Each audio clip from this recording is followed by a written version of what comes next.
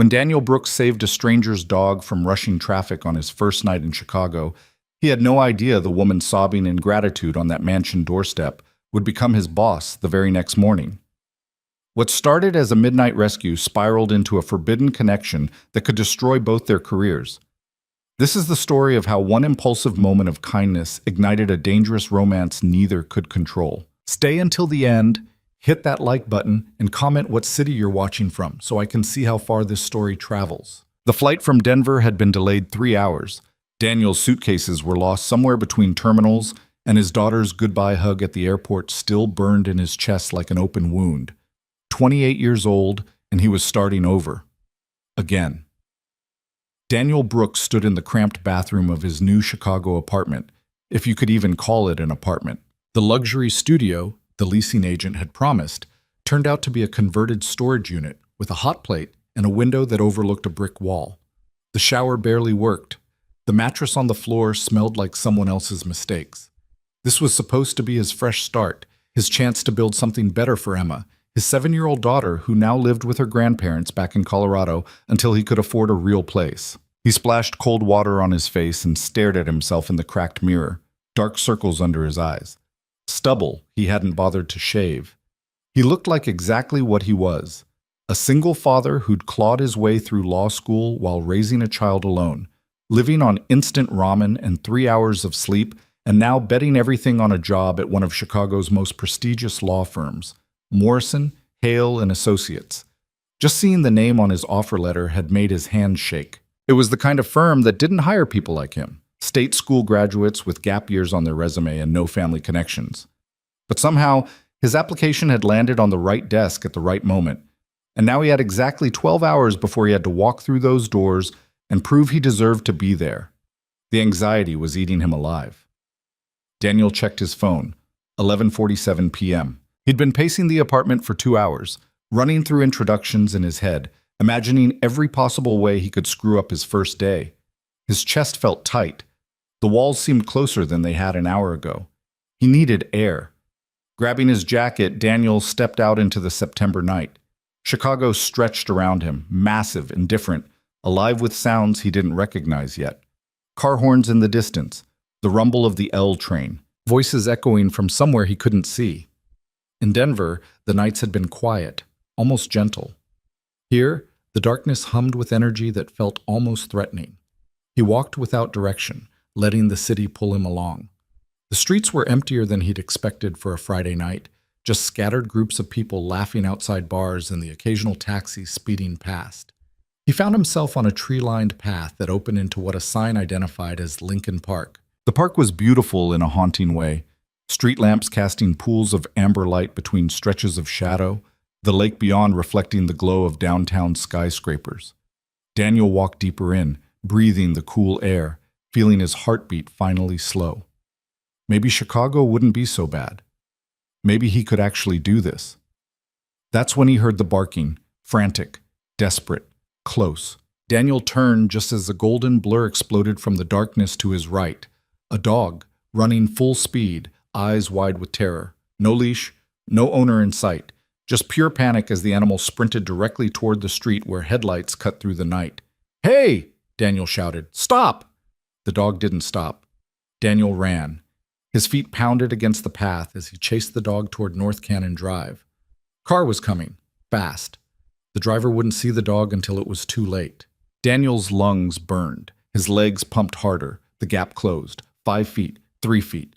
The dog reached the curb. Daniel dove. His hands caught fur and collar just as the car's headlights washed over them. He yanked the dog backward, rolling onto the grass as the vehicle roared past, horn blaring.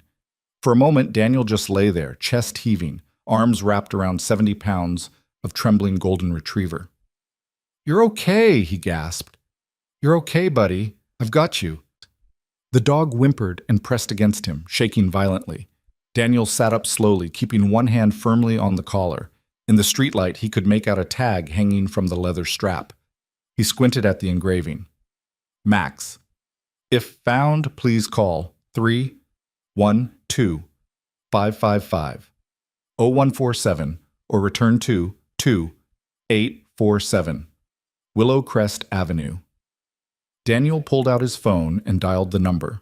It rang once, twice. On the third ring, someone picked up. Hello? A woman's voice, breathless and strained. Do you have Max? Yeah, Daniel said. I just found him in Lincoln Park. He almost ran into traffic, but he's safe. The sound that came through the phone was somewhere between a sob and a gasp. Oh, thank God. Thank God. Where are you? I'll come get him right now. The address on his tag isn't far from here. I can bring him to you. Are you sure? It's fine, Daniel said. Really, he seems pretty shaken up. Probably better to get him home quickly. Thank you. Thank you so much. I'm at the house, 2847 Willowcrest. I'll be waiting. She hung up, and Daniel looked down at Max, who had stopped shaking but still pressed close to his leg. Come on, boy. Let's get you home. Oh. Willowcrest Avenue turned out to be exactly the kind of street Daniel had expected to see in this neighborhood. Pristine sidewalks, ancient oak trees, and houses that probably cost more than he'd earn in a decade. The address led him to a 3-story Victorian mansion set back from the street, all dark stone and elegant windows, with a wrought iron fence surrounding a perfectly manicured lawn. Daniel double-checked the tag. This was definitely the place. He walked up the front steps, Max trotting beside him with renewed energy, as if he knew he was almost home. Before Daniel could knock, the door swung open. A woman stood in the doorway, and for a second, Daniel forgot how to breathe. She was probably in her mid-30s, dressed in a wrinkled charcoal business suit, like she'd just come from the office and hadn't bothered to change. Her dark hair was pulled back in a messy bun with several strands falling loose around her face. She wore minimal makeup, but her features were striking. Sharp cheekbones, full lips, and eyes that looked like they'd been carved from amber. But what struck Daniel most was the expression on her face. Raw, unfiltered relief. "Max!" she cried. The dog bolted forward, and the woman dropped to her knees on the marble entryway, wrapping her arms around him as he licked her face and whined with joy. She buried her face in his fur, and Daniel could see her shoulders shaking. "I'm so sorry," she whispered to the dog. "I'm so sorry, baby. I didn't know you got out. So sorry." Daniel stood awkwardly on the porch, unsure whether he should leave or wait. After a moment, the woman seemed to remember he was there. She looked up, and he saw tears streaming down her cheeks. "I don't even know what to say," she said, her voice thick. "You saved his life." "I just grabbed him before he could run into the street," Daniel said. "Anyone would have done the same." "No." She stood, one hand still resting on Max's head. "Most people wouldn't have chased him. Most people wouldn't have cared." She wiped her eyes with the back of her hand, leaving a smudge of mascara on her cheek. "I'm Victoria Hale." "Daniel Brooks." "Please come in, Daniel. The least I can do is offer you some tea or coffee. Something." "You really don't have to." "I insist." Her voice was firm but warm. "Please." Daniel hesitated, then nodded. "Okay, just for a minute." Victoria led him inside, and Daniel tried not to stare at the interior of the house. It was even more impressive than the outside. High ceilings with ornate molding, hardwood floors that gleamed under antique chandeliers, artwork that looked like it belonged in a museum. This wasn't just wealth. This was generations of it. She guided him to a kitchen that was somehow both modern and classic, all marble countertops and stainless steel appliances mixed with vintage tile and copper fixtures. Max immediately went to a plush dog bed in the corner and collapsed with a heavy sigh. "He's exhausted," Victoria said, filling a kettle with water. "I've been working late every night this week, and I think he's been stressed. I must have left the back gate unlatched when I let him out earlier." She shook her head. "I've never been so terrified in my life as when I realized he was gone." "How long have you had him?" Daniel asked. 5 years. I got him right after—" She paused, her hand tightening slightly on the kettle's handle. "After a difficult time in my life, he's been my anchor ever since." There was a weight to those words that Daniel recognized. He knew what it was like to need something, or someone, to keep you grounded when everything else was falling apart. "I get that," he said quietly. "I have a daughter. She's 7. She's the only reason I made it through law school." Victoria glanced at him, surprise flickering in her eyes. "You're a lawyer?" "As of last week, technically. I just moved here from Denver. I start my first real job on Monday." "Which firm?" Daniel felt his stomach tighten slightly.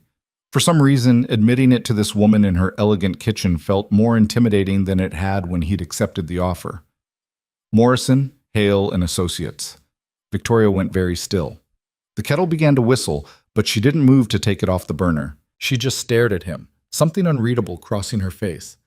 "That's quite a coincidence," she said finally, turning off the stove. "Why?" She poured hot water into 2 mugs, her movements precise and controlled. "Because that's my firm." Daniel's heart dropped. "Your firm?" "I'm one of the name partners." "Hale." She handed him a mug of tea, her eyes meeting his with an intensity that made the air feel suddenly thinner. "I'm the managing partner, actually." "Which means starting Monday, I'll be your boss." For a long moment, neither of them spoke. Daniel's mind raced. This couldn't be happening. Of all the people in Chicago, of all the dogs he could have rescued, it had to be hers? It had to be the woman who would have complete control over his career? "I didn't know," he said, the words coming out rushed. "I swear I had no idea." "Of course you didn't." Victoria's voice was calm, almost amused. "How could you? This is just—" She trailed off, shaking her head. "Chicago is a big city, but sometimes it's smaller than you think." Daniel wrapped his hands around the warm mug, trying to process what this meant. Should he leave? Should he say something formal and professional? The moment that had felt so natural a few minutes ago now felt charged with complication. "Look," Victoria said, seeming to sense his discomfort. "What happened tonight has nothing to do with work. You saved Max. I'm grateful. That's all this is." "Right," Daniel said, though the word felt hollow. "Of course." But when their eyes met again, he knew it wasn't that simple. There was something in the way she looked at him, something that went beyond gratitude. And he felt it too, that subtle pull of connection, the sense that this strange midnight encounter meant more than either of them wanted to acknowledge. Victoria set her mug down on the counter. "You should get some rest. Big day on Monday." "Yeah." Daniel stood, placing his own mug beside hers. Their fingers brushed as they both reached for the same spot on the marble, and the contact sent a small shock through his skin. Victoria pulled her hand back quickly, but not before he saw the flush creep into her cheeks. "Thank you again," she said, walking him toward the front door. "Really, I don't know what I would have done if something had happened to Max. I'm just glad I was there," Daniel replied. At the door, Victoria reached into a small table and pulled out a business card. "If you ever need anything, advice about the firm, questions about Chicago, anything at all, don't hesitate to call." Daniel took the card, his fingers closing around the smooth cardstock. Victoria Hale, managing partner, Morrison, Hale and Associates. Her direct line was handwritten at the bottom. "I appreciate that," he said. "I mean it." Her voice dropped slightly, becoming softer. "Starting at a new firm can be overwhelming, especially one like ours. If you need help, I want you to feel comfortable reaching out." There was something in her tone, something that felt personal rather than professional. Daniel met her gaze and saw the same conflict he felt reflected in her amber eyes. This was his boss. This had to stay professional. But the way she was looking at him made that feel impossible. "Good night, Victoria," he said. "Good night, Daniel." He stepped out into the cool September air, and the door closed softly behind him. As he walked back down Willow Crest Avenue, business card still clutched in his hand, Daniel's mind spun with the impossibility of what had just happened. In less than 48 hours, he would walk into Morrison, Hale and Associates as the newest junior associate, and the woman whose dog he'd just rescued. The woman who'd looked at him with eyes full of something that definitely wasn't just gratitude, would be watching from the corner office, holding his entire future in her hands. Monday morning arrived too quickly. Daniel stood outside the entrance to Morrison, Hale and Associates, staring up at the glass and steel tower that stretched into the Chicago sky.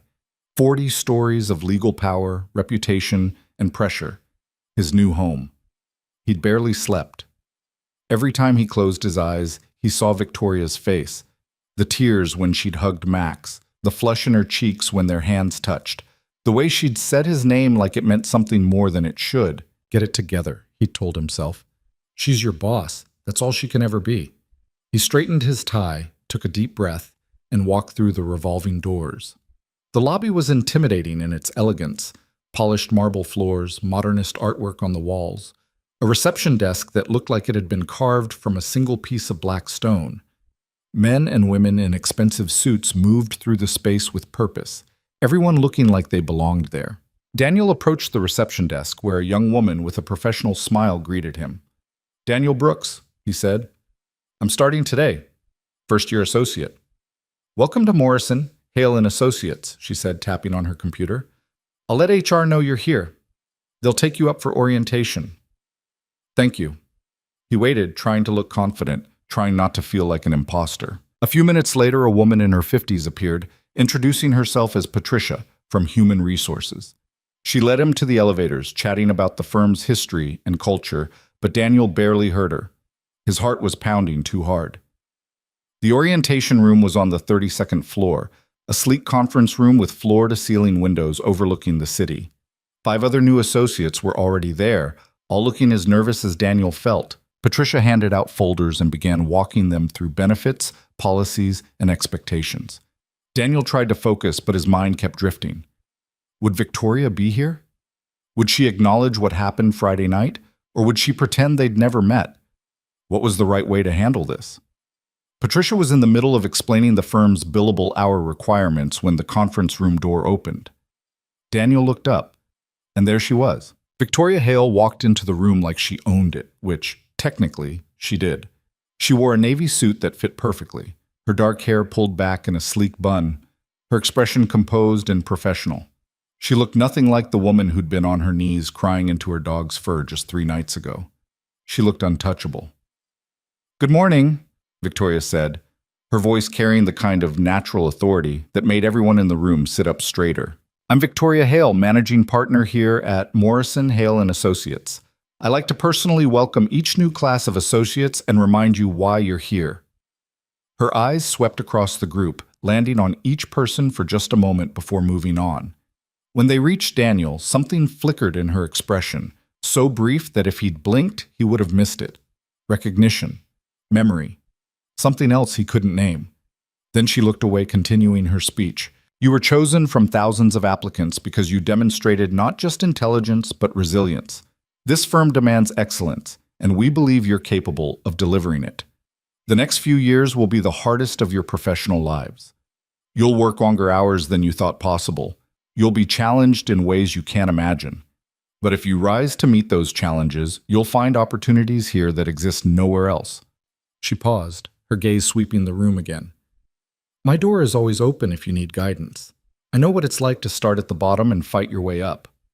I won't let talent go to waste at this firm." Her eyes found Daniel's again, holding for just a second longer than necessary. "Welcome to Morrison, Hale & Associates." Applause filled the room. Victoria nodded, offered a professional smile, and left as smoothly as she'd entered. Daniel sat frozen in his chair, his pulse racing. That look, those words, "My door is always open." Was that meant for everyone, or just for him? Patricia continued with orientation, but Daniel couldn't concentrate anymore. All he could think about was Victoria's voice on Friday night, soft, vulnerable, real, and the way it contrasted with the controlled, powerful woman who just stood before them. Which version was the truth? Or were they both real? God. The first 2 weeks at Morrison, Hale & Associates were exactly as brutal as Victoria had warned. Daniel was assigned to the corporate litigation department under a senior associate named Marcus Chen, who seemed to take personal pleasure in burying him under mountains of research. Document review until 2 a.m. Memos due by dawn. Depositions to prepare for cases he barely understood. Daniel threw himself into the work with desperate determination. He couldn't afford to fail. Emma was counting on him. Every night when he called her before bed, hearing her little voice ask when she could come live with him again, it sharpened his focus. He would make this work. He would build a life they could share. But the exhaustion was crushing. He survived on coffee and 4 hours of sleep. His tiny apartment became just a place to shower and change clothes. He learned the names of the overnight cleaning crew before he learned the names of half his fellow associates. The only moments of quiet came in the early morning hours when he'd finish a memo and stare out at the Chicago skyline, wondering if he was strong enough to keep this pace. Through it all, he barely saw Victoria. She existed in a different stratosphere of the firm. Corner office on the 40th floor, reserved parking space, private elevator access. Daniel caught glimpses of her in the halls sometimes, always surrounded by senior partners or clients, always moving with that same controlled grace. But there were moments when he'd be walking past a conference room and glance through the glass to see her leading a meeting, and their eyes would meet for half a second before she looked away. Moments when he'd be waiting for the elevator and she'd step in beside him, and the air would feel charged with everything they weren't saying. Moments when he'd submit a memo and get feedback that was more detailed than anyone else's, signed with her initials in the margin. Small moments that probably meant nothing, or everything. It was a Thursday night, 3 weeks into his tenure at the firm, when everything changed. Daniel was alone in the library on the 35th floor, surrounded by case law and his own increasingly illegible notes. It was past 10 p.m. Most of the office had emptied hours ago. He was researching a motion for summary judgment that Marcus needed by morning, and he was stuck on a precedent question that he couldn't figure out. His eyes burned. His back ached. He'd read the same paragraph 4 times and still couldn't make sense of it. "You look like you're about to put your head through that table." Daniel looked up sharply. Victoria stood in the doorway of the library, still in her suit, but with her jacket gone and her sleeves rolled up. She held a coffee cup in each hand, and there was a small smile on her lips. "I brought reinforcements," she said, crossing the room and setting one of the cups in front of him. "Black coffee, no sugar. I asked your secretary what you usually order." "You asked my—" Daniel stared at the cup, then at her. "Why?" Victoria pulled out the chair across from him and sat down. "Because I saw your light on from my office and figured you could use some help." "I'm fine," Daniel said automatically. "Just working through a research problem." "The Hendricks case? Summary judgment motion? How did you know?" "I know everything that happens in this firm, Daniel. It's my job." She leaned forward slightly, resting her elbows on the table. "Show me what you're stuck on." For a moment, Daniel considered refusing. He didn't want her to think he couldn't handle the work, but the exhaustion won out. He turned his notes toward her and explained the issue. Victoria listened, her eyes scanning his research, asking sharp questions that cut straight to the heart of the problem. Within 10 minutes, she'd identified 3 cases he'd missed and helped him restructure his entire argument. "You're overcomplicating it," she said. "The precedent is actually on your side if you focus on the procedural issue instead of the substantive one. See?" Daniel looked at the cases she'd pulled up, and suddenly everything clicked into place. "That's brilliant. That's experience." Victoria smiled, a real smile, not the professional one she wore in meetings. "You'll get there." "Thank you, really. This would have taken me hours to figure out on my own." "Probably days," Victoria said, her tone teasing. "But don't tell Marcus I helped you. He'll accuse me of favoritism." The word hung in the air between them. Favoritism. Daniel's chest tightened. "Is that what this is?" Victoria's smile faded slightly. She was quiet for a moment, turning her coffee cup in her hands. "I don't know what this is," she said finally, her voice softer. "I just know that I saw your light on, and I wanted to make sure you were okay." "I'm okay. Are you?" She met his eyes, and the professional mask slipped just enough for him to see the person underneath. "Because you look like you're running on fumes, Daniel. I've seen associates burn out in their first year. I don't want that to happen to you." "Why?" The question came out before he could stop it. Victoria was quiet for a long moment. Then she said, "Because I still owe you a reward." Daniel's breath caught. "A reward?" "For saving Max." Her voice was casual, but there was something underneath it, something deliberate. "I said I'd find a way to repay you properly. I haven't forgotten." The library felt suddenly smaller.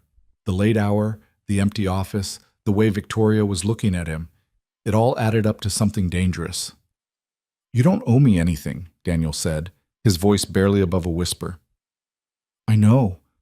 Victoria stood slowly, picking up her coffee. "But I want to give you something anyway." She walked toward the door, then paused and looked back at him. "What do you want, Daniel?" The question hit him like a physical force. What did he want? To keep this job, to bring Emma to Chicago, to stop feeling so alone in this massive city. To understand why this woman standing in front of him made it feel like the air had too much electricity in it. Coffee was enough, he managed. Victoria's lips curved into a small, knowing smile. Liar. And then she was gone. Daniel sat frozen in his chair, heart pounding. The ghost of her smile burned into his mind. He looked down at the coffee cup she'd brought him, still warm in his hands, and realized with absolute certainty that he was in trouble. Because what he wanted was the one thing he absolutely couldn't have. The next morning, Daniel's phone buzzed while he was in the middle of reviewing depositions. Unknown number. This is Victoria. I got your number from HR. I hope that's not too forward. His heart stopped. Daniel. Not at all. Is everything okay? Victoria. Everything's fine. I wanted to thank you again for Friday night. Max has been much calmer since you brought him home. Daniel. I'm glad. He's a good dog. 3 dots appeared, then disappeared. Appeared again. Victoria. I also wanted to say that if you ever need help with research or case strategy, my offer stands. My door really is always open. Daniel. I appreciate that, though I'm sure you have better things to do than help first-year associates with their memos. Victoria. Not when it comes to making sure talent doesn't go to waste. There was a pause, and then another message came through. Victoria. I'm serious about the reward, by the way. Tell me what you want. Anything. Daniel stared at the screen, his pulse racing. This was crossing a line. He knew it was crossing a line. But something about the way she asked, the directness of it, the hint of playfulness, made it impossible to give a safe answer. Daniel. Honestly? Just coffee with you sometime. Outside the office. Where we can talk like normal people instead of boss and employee. He hit send before he could second-guess himself. The 3 dots appeared immediately. Victoria. Dinner would be better. My house. Saturday at 7. I'll cook. Daniel's breath caught. Daniel. You sure that's a good idea? Victoria. Probably not, but I'm asking anyway. Daniel. Then yes. Victoria. Good. Don't tell anyone. And Daniel? Daniel. Yes? Victoria. Bring wine. Daniel set his phone down, his hands trembling slightly. What the hell was he doing? This was his boss. This could destroy his career before it even started. But when Saturday came, he knew he'd be standing on her doorstep anyway. Because sometimes the most dangerous thing wasn't the risk itself. It was the pull of something you wanted so badly that consequences stopped mattering. Saturday arrived with the weight of inevitability. Daniel spent the morning pacing his apartment, second-guessing everything. He tried calling Emma, hoping her voice would ground him, but his ex-wife's mother answered instead, coolly informing him that Emma was at a birthday party. The conversation lasted 90 seconds, most of its silence weighted with unspoken judgment. When he hung up, the emptiness felt heavier than before. By noon, he'd changed his shirt 3 times. By 2, he'd convinced himself to cancel. By 4, he was standing in a wine shop on Michigan Avenue, completely lost. Can I help you find something? A young woman with a name tag that read Sophie approached with a knowing smile. I need wine for dinner, Daniel said, but I don't know anything about wine. What's the occasion? He hesitated. It's complicated. Sophie's smile widened. The best dinners usually are. Red or white? I don't know. Is this someone you're trying to impress? Daniel thought about Victoria's amber eyes, the way she'd looked at him in the library, the dangerous current running beneath every word they'd exchanged. Yes. Red, Sophie said decisively. Something bold but not pretentious. You want to look like you have taste without trying too hard. She led him to a section of burgundy bottles. This one, French, but not prohibitively expensive. Elegant, confident. Daniel looked at the price tag and winced, but pulled out his credit card anyway. If he was going to make a mistake, he might as well do it right. The hours crawled until 7. Daniel showered, shaved, put on the only non-work outfit he owned that didn't look like it came from a college clearance rack. Dark jeans, a charcoal button-down, leather boots he'd bought for Emma's kindergarten graduation and had worn maybe twice since. He stared at himself in the mirror, and the man looking back seemed like a stranger. Nervous, reckless, alive in a way he hadn't felt in years. At 6:47, he grabbed the wine and headed out into the cooling October evening. The walk to Willowcrest Avenue took 20 minutes, each step louder in his head than the last. This was insane. Victoria was his boss. If anyone found out, he'd be finished. But his feet kept moving, carrying him past elegant brownstones and beneath trees just beginning to turn gold, until he was standing once again in front of that Victorian mansion. Every window glowed warm against the twilight. Daniel could see movement inside, a shadow passing through what looked like the kitchen. His hand was halfway to the doorbell when the door opened. Victoria stood framed in the light, and Daniel forgot how to breathe. She wasn't wearing a suit. Instead, she had on dark jeans that fit perfectly, and a cream-colored sweater that made her look younger, softer, more real than she ever did at the office. Her hair was down, falling in dark waves past her shoulders. She wore minimal makeup, just enough to highlight those striking features, and when she smiled, it reached her eyes. "You're early," she said. "I'm nervous," Daniel admitted. "Good. So am I." Victoria stepped aside. "Come in before the neighbors start taking pictures." Daniel crossed the threshold, and she closed the door behind him with a soft click that sounded final, like the sealing of a decision neither could take back. Max appeared immediately, tail wagging with such enthusiasm that his entire back half shook. Daniel knelt down, and the dog pressed against him, making small sounds of recognition. "He remembers you," Victoria said, watching with an expression Daniel couldn't quite read. "He doesn't usually warm up to people this quickly." "Maybe he just has good taste." Daniel stood, holding out the wine bottle. "I didn't know what you were making, so I took a gamble." Victoria took the bottle, examining the label with what looked like genuine appreciation. "Burgundy, very nice. This will pair perfectly with what I have planned."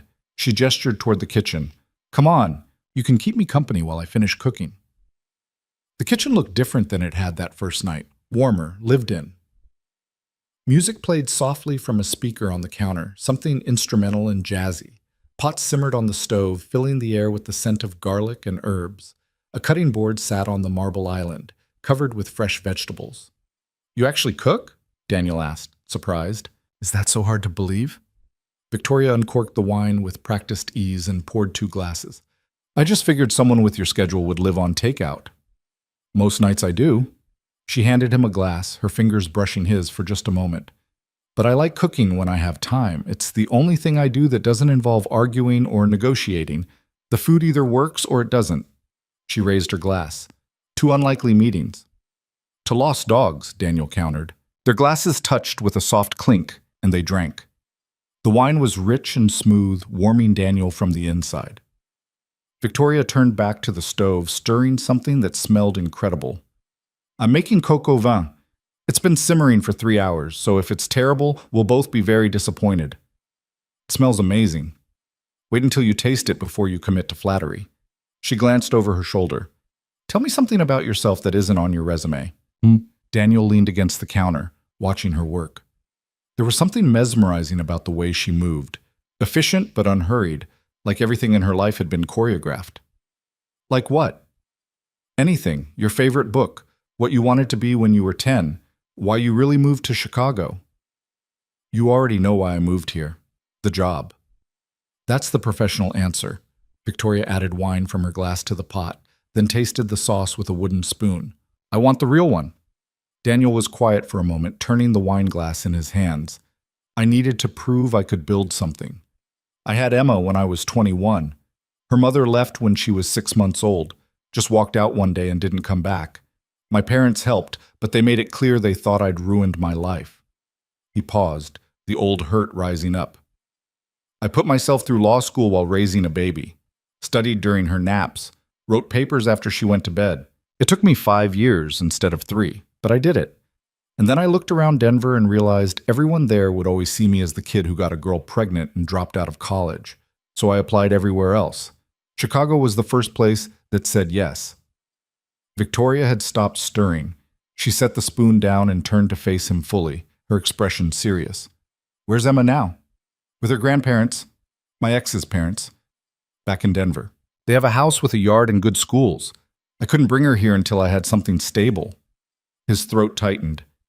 "She asks every night when she can come home. I tell her soon. I just have to make it through the probationary period, save enough for a real apartment, prove I can actually do this."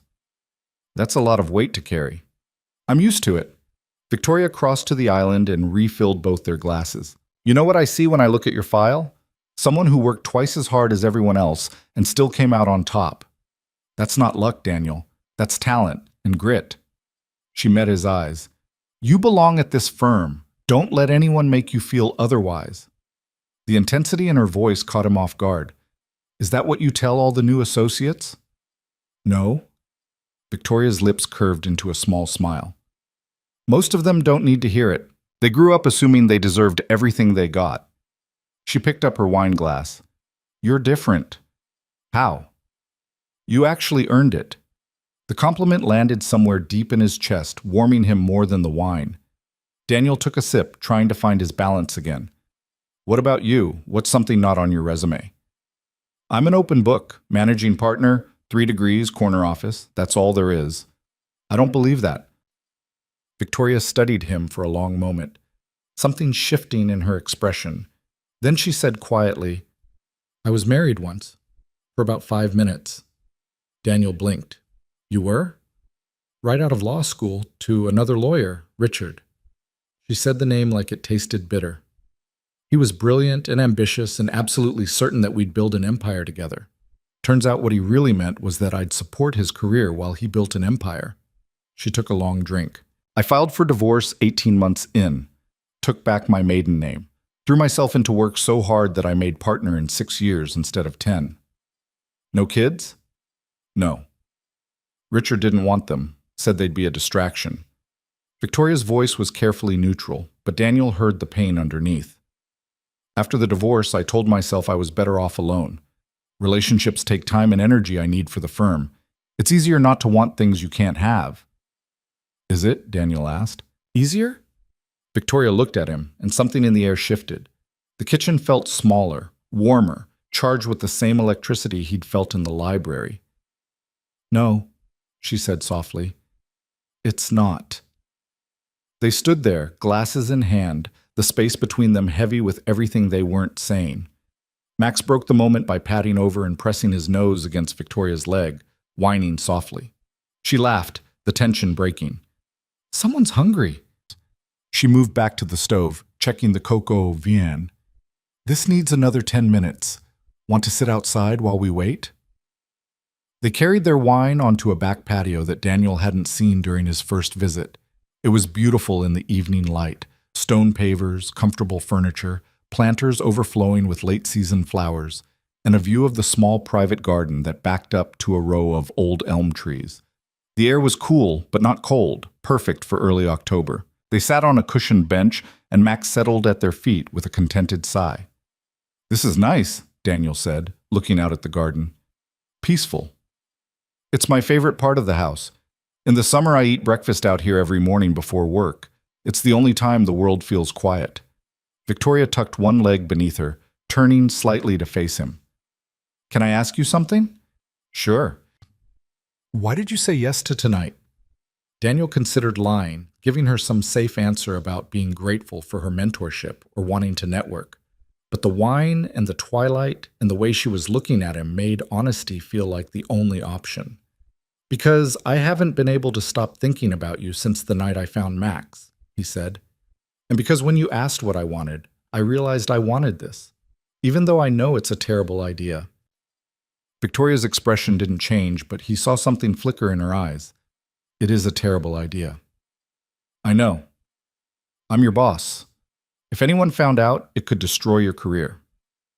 I know that too. So why are you here? Daniel set his wine glass down on the small table beside the bench.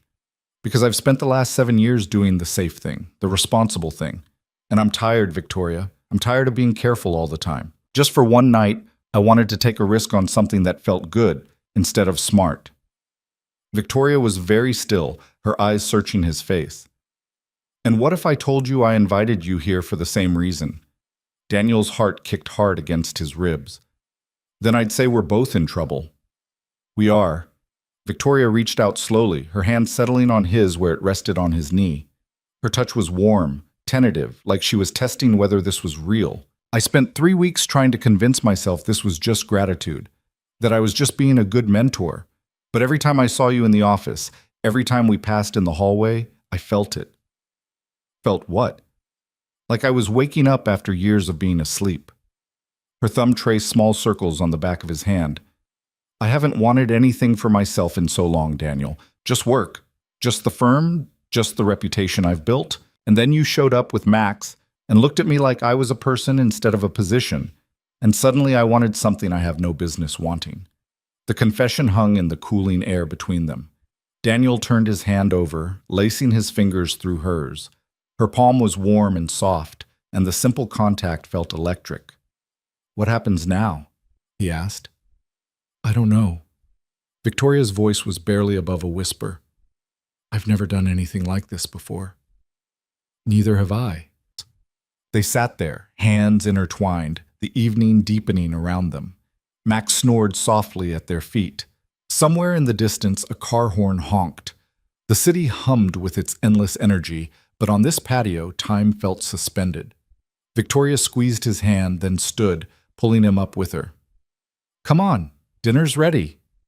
They ate at a small table in the dining room, candles flickering between them, Max stationed hopefully nearby in case anything edible happened to fall. The coco van was incredible. Tender chicken in rich wine sauce, perfectly seasoned, the kind of meal that spoke to hours of care. "This is amazing," Daniel said after his first bite. "Don't sound so surprised." Victoria smiled, refilling their wine glasses. They'd moved to a second bottle without him noticing. "I told you I can cook. I'm officially impressed." The conversation flowed easier than Daniel expected. They talked about everything except work. Childhood stories, favorite movies, places they wanted to travel. Victoria told him about growing up in Boston, the daughter of two academics who'd expected her to become a professor. Daniel told her about summers in Wyoming with his grandfather, learning to fish in mountain streams. The wine kept flowing. The candles burned lower. The world outside ceased to exist. At some point, Daniel wasn't sure exactly when, they'd moved to the living room, a beautiful space with high ceilings and a fireplace that Victoria lit with practiced ease. They sat on the couch, closer than they'd been before, the wine making everything feel softer around the edges. "Can I tell you something?" Victoria said, her voice slightly fuzzy with alcohol. "Anything." "I looked at your file before I came to orientation that first day. I wanted to see who the man was that saved Max.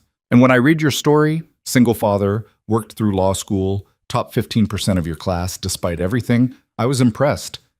But I told myself that was all it was. Professional respect." She looked at him, her eyes bright in the firelight.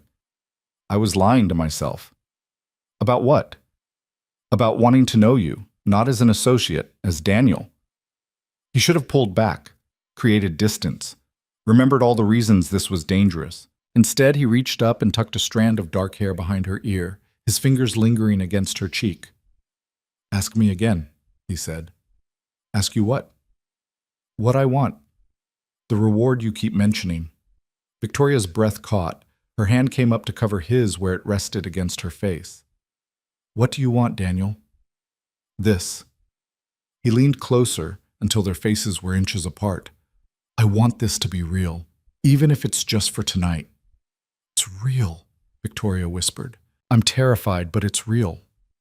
The kiss happened slowly, both of them moving toward it like gravity, inevitable and overwhelming. When their lips met, Daniel felt something inside him crack open. All the loneliness, all the fear, all the careful control he'd maintained for years. Victoria's hand slid into his hair, pulling him closer, and the kiss deepened into something hungry and desperate. They broke apart, breathless, foreheads pressed together. "We shouldn't," Victoria said, but she didn't pull away. "I know. This could ruin everything. I know. But I don't want to stop. Neither do I." They kissed again, and this time there was no hesitation. Daniel's hands found her waist, pulling her against him. Victoria made a small sound in her throat that sent heat racing through his veins. The couch was soft beneath them as they sank into it, hands exploring, mouths desperate, years of loneliness pouring out in every touch. "Daniel?" Victoria breathed against his lips. "Wait." He froze immediately, pulling back. "What's wrong?" "Nothing's wrong." She cupped his face in her hands, her eyes serious despite the flush in her cheeks. I just need you to understand something. If we do this, if we cross this line, there's no going back. We can't pretend it didn't happen. We can't just be boss and employee anymore. I know. It could get complicated, messy. I don't care. You should. But even as she said it, her thumb traced his lower lip. I'm not good at this, Daniel. Relationships, letting people in. I've spent years building walls, and I don't know if I remember how to take them down. Daniel caught her hand, pressing a kiss to her palm. Then we'll figure it out together. No expectations, no promises. Just this. Whatever this is. Victoria studied him for a long moment, and he saw the war happening behind her eyes. Fear and want, caution and recklessness. Everything she'd trained herself to be versus everything she actually felt. Then she made her choice. She kissed him again, and this time there was no stopping. They stumbled toward the stairs, hands tangled together, mouths finding skin, clothes falling away like the last barriers between who they were supposed to be and who they actually were. The bedroom was dark, except for the city lights filtering through the windows. They fell onto the bed in a tangle of limbs and want, and for the first time in longer than Daniel could remember, the world made sense. Victoria's hands on his skin, her whispered name in his ear, the way she looked at him like he was something precious instead of something broken. Later, much later, they lay tangled in sheets, Victoria's head on his chest, Max curled up on the floor beside the bed like a guardian. Daniel traced lazy patterns on her bare shoulder, still trying to process what had just happened. "What are you thinking?" Victoria asked quietly. "That I should probably feel guiltier than I do." She laughed softly. "Same. Do you regret it?" Victoria lifted her head to look at him, her hair falling in messy waves around her face. In the dim light, she looked younger, less guarded. "No, do you?" "Not even a little bit." She smiled and settled back against his chest.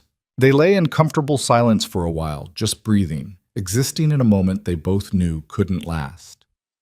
"What happens Monday?" Daniel asked eventually. Victoria tensed slightly. "Monday, we go back to being professional." "Can we do that? After this?" "We have to."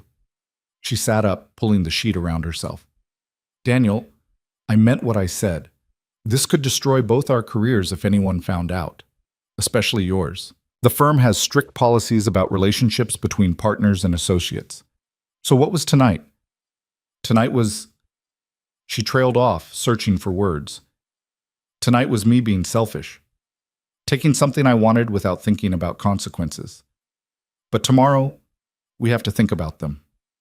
Daniel sat up too, a cold feeling settling in his stomach.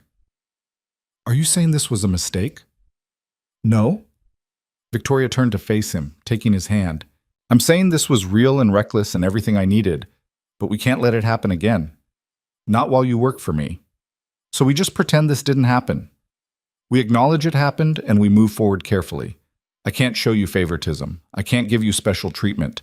If anything, I'll probably have to be harder on you than anyone else just to avoid suspicion." Daniel felt the weight of reality crashing back down. Of course, what had he expected? That they'd just start dating like normal people? He was a first-year associate and she was the managing partner. There was no world where this worked. "I understand," he said quietly. "Do you?" Victoria's eyes were pained. "Because I need you to really understand, Daniel. At the office, I'm your boss, nothing more. We can't have moments in elevators or meaningful looks in meetings. We can't do private research sessions in the library. Everything has to be completely professional." "And outside the office?" Victoria was quiet for a long moment. "I don't know. Can we really keep those worlds separate? Or will trying to have both just make everything harder?" Daniel didn't have an answer. He just knew that the thought of going back to polite distance after tonight felt impossible. "Maybe we don't decide tonight," he said finally. "Maybe we just see what happens." Victoria nodded slowly. "Okay, but promise me something." "What?" "If this gets too complicated, if it starts affecting your work or your future at the firm, you'll tell me. I won't let what I want cost you what you've worked for." "I promise." She leaned in and kissed him softly, sadly, like she was already mourning what they couldn't have. Then she laid back down, pulling him with her, and they held each other as the night deepened around them. Daniel didn't sleep much. He just watched the shadows move across the ceiling and felt Victoria breathing against him and wondered how something that felt so right could be so wrong. When dawn started to gray the windows, Victoria stirred. "You should probably go," she whispered, "before the neighbors wake up." Daniel nodded, even though leaving was the last thing he wanted. He dressed quietly, finding his scattered clothes in the dim light. Victoria watched from the bed, sheet pulled up around her, looking vulnerable and beautiful and achingly distant already. At the bedroom door, he paused. "Victoria?" "Yeah?" "Thank you, for tonight." She smiled, but it didn't reach her eyes. "Thank you for saying yes." Max walked him to the front door, tail wagging slowly like he knew something sad was happening. Daniel scratched behind his ears one last time, then stepped out into the cold October morning. The walk home felt longer than it had the night before. Chicago was just beginning to wake. Early joggers, delivery trucks, the city preparing for another day. Daniel's phone buzzed in his pocket. A text from Victoria. "Victoria, be safe." That was all. Just 2 words that somehow contained everything they couldn't say. Daniel texted back, "You too." He spent the rest of the weekend trying to process what had happened. Saturday night played on repeat in his mind, the dinner, the conversation, the way Victoria had looked at him in the firelight, the feeling of her skin against his. Every time he closed his eyes, he was back in that moment, suspended between who he was and who he wanted to be. Sunday evening, his phone rang. Emma's grandmother.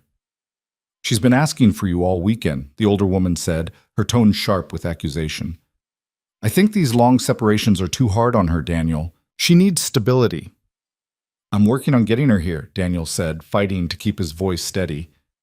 "I just need a few more months to save up for a bigger place." "Months? She's 7 years old. She doesn't understand months. She just knows her father isn't here." The guilt was a knife in his chest. "Can I talk to her?" "She's already asleep. I'll tell her you called." The line went dead. Daniel sat on his mattress on the floor of his tiny apartment, phone clutched in his hand, and felt the weight of every choice he'd made. He was trying to build a better life, but what if he was just making everything worse? What if the risk he'd taken last night cost him everything that actually mattered? He thought about texting Victoria, but what would he say? That he was scared? That he wanted to see her again even though he knew he shouldn't? That one night with her had made him feel less alone than he'd felt in 7 years? Instead, he set the phone aside and tried to prepare himself for Monday. For walking into that office and pretending his world hadn't shifted completely. For seeing Victoria in a conference room and acting like he didn't know what she looked like in candlelight. For being professional when every part of him wanted to be reckless. Monday morning came too fast. Daniel stood outside Morrison, Hale, and Associates at 7:45 a.m., coffee in hand, trying to find the composure he needed. His phone buzzed one last time before he went inside. "Victoria, whatever happens today, remember you earned your place here. Don't let anyone make you doubt that, including me." Daniel read the message 3 times, trying to decode what she meant. Was she preparing him for distance, for coldness, for the walls going back up? He didn't have time to respond before Marcus appeared beside him. "Brooks, you're here early." "Wanted to get a head start on the week," Daniel said, forcing his voice to sound normal. "Good. I need you in my office in 10 minutes. We have a new case coming in, and I want you on research immediately."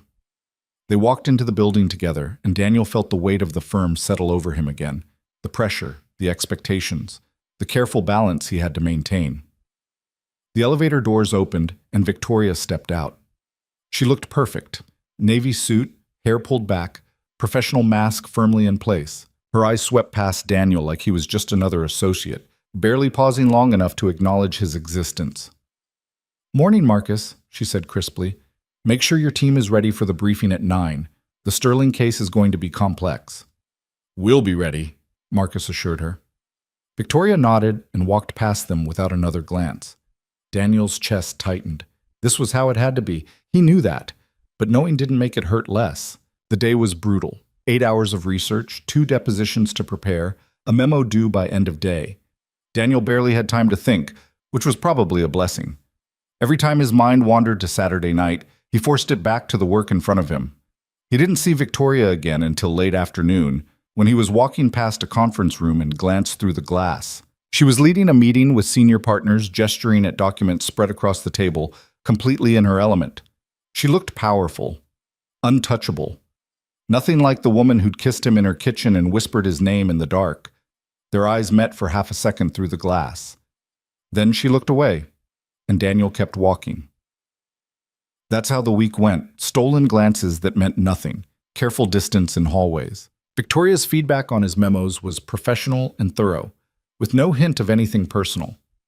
To anyone watching, they were exactly what they were supposed to be, managing partner and junior associate. But late Thursday night, when Daniel was once again alone in the library, his phone buzzed with a message. Victoria, are you okay? He stared at the screen, that simple question unlocking something in his chest. Daniel, honestly, I don't know. This is harder than I thought it would be. Victoria, I know, I'm sorry.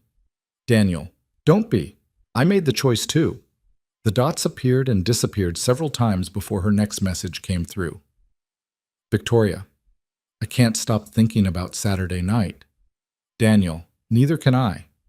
Victoria, this would be so much easier if I could.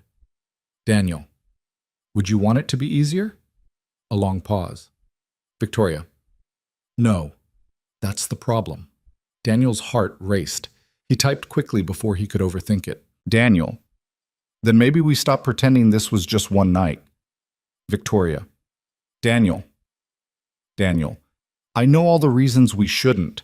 I've spent all week listing them, but I also know I'd rather take the risk than spend the rest of my time here wondering what if.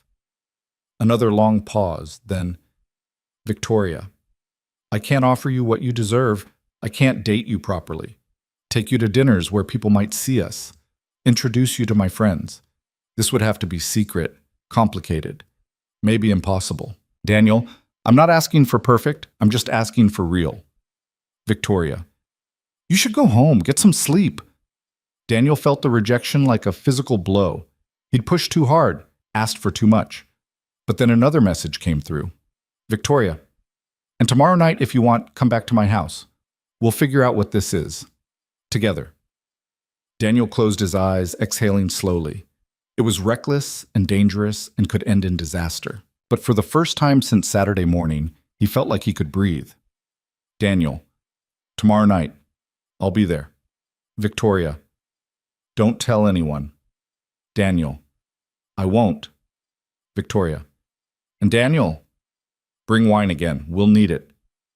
He smiled despite everything, despite the risk and the fear and the impossible situation they were walking into.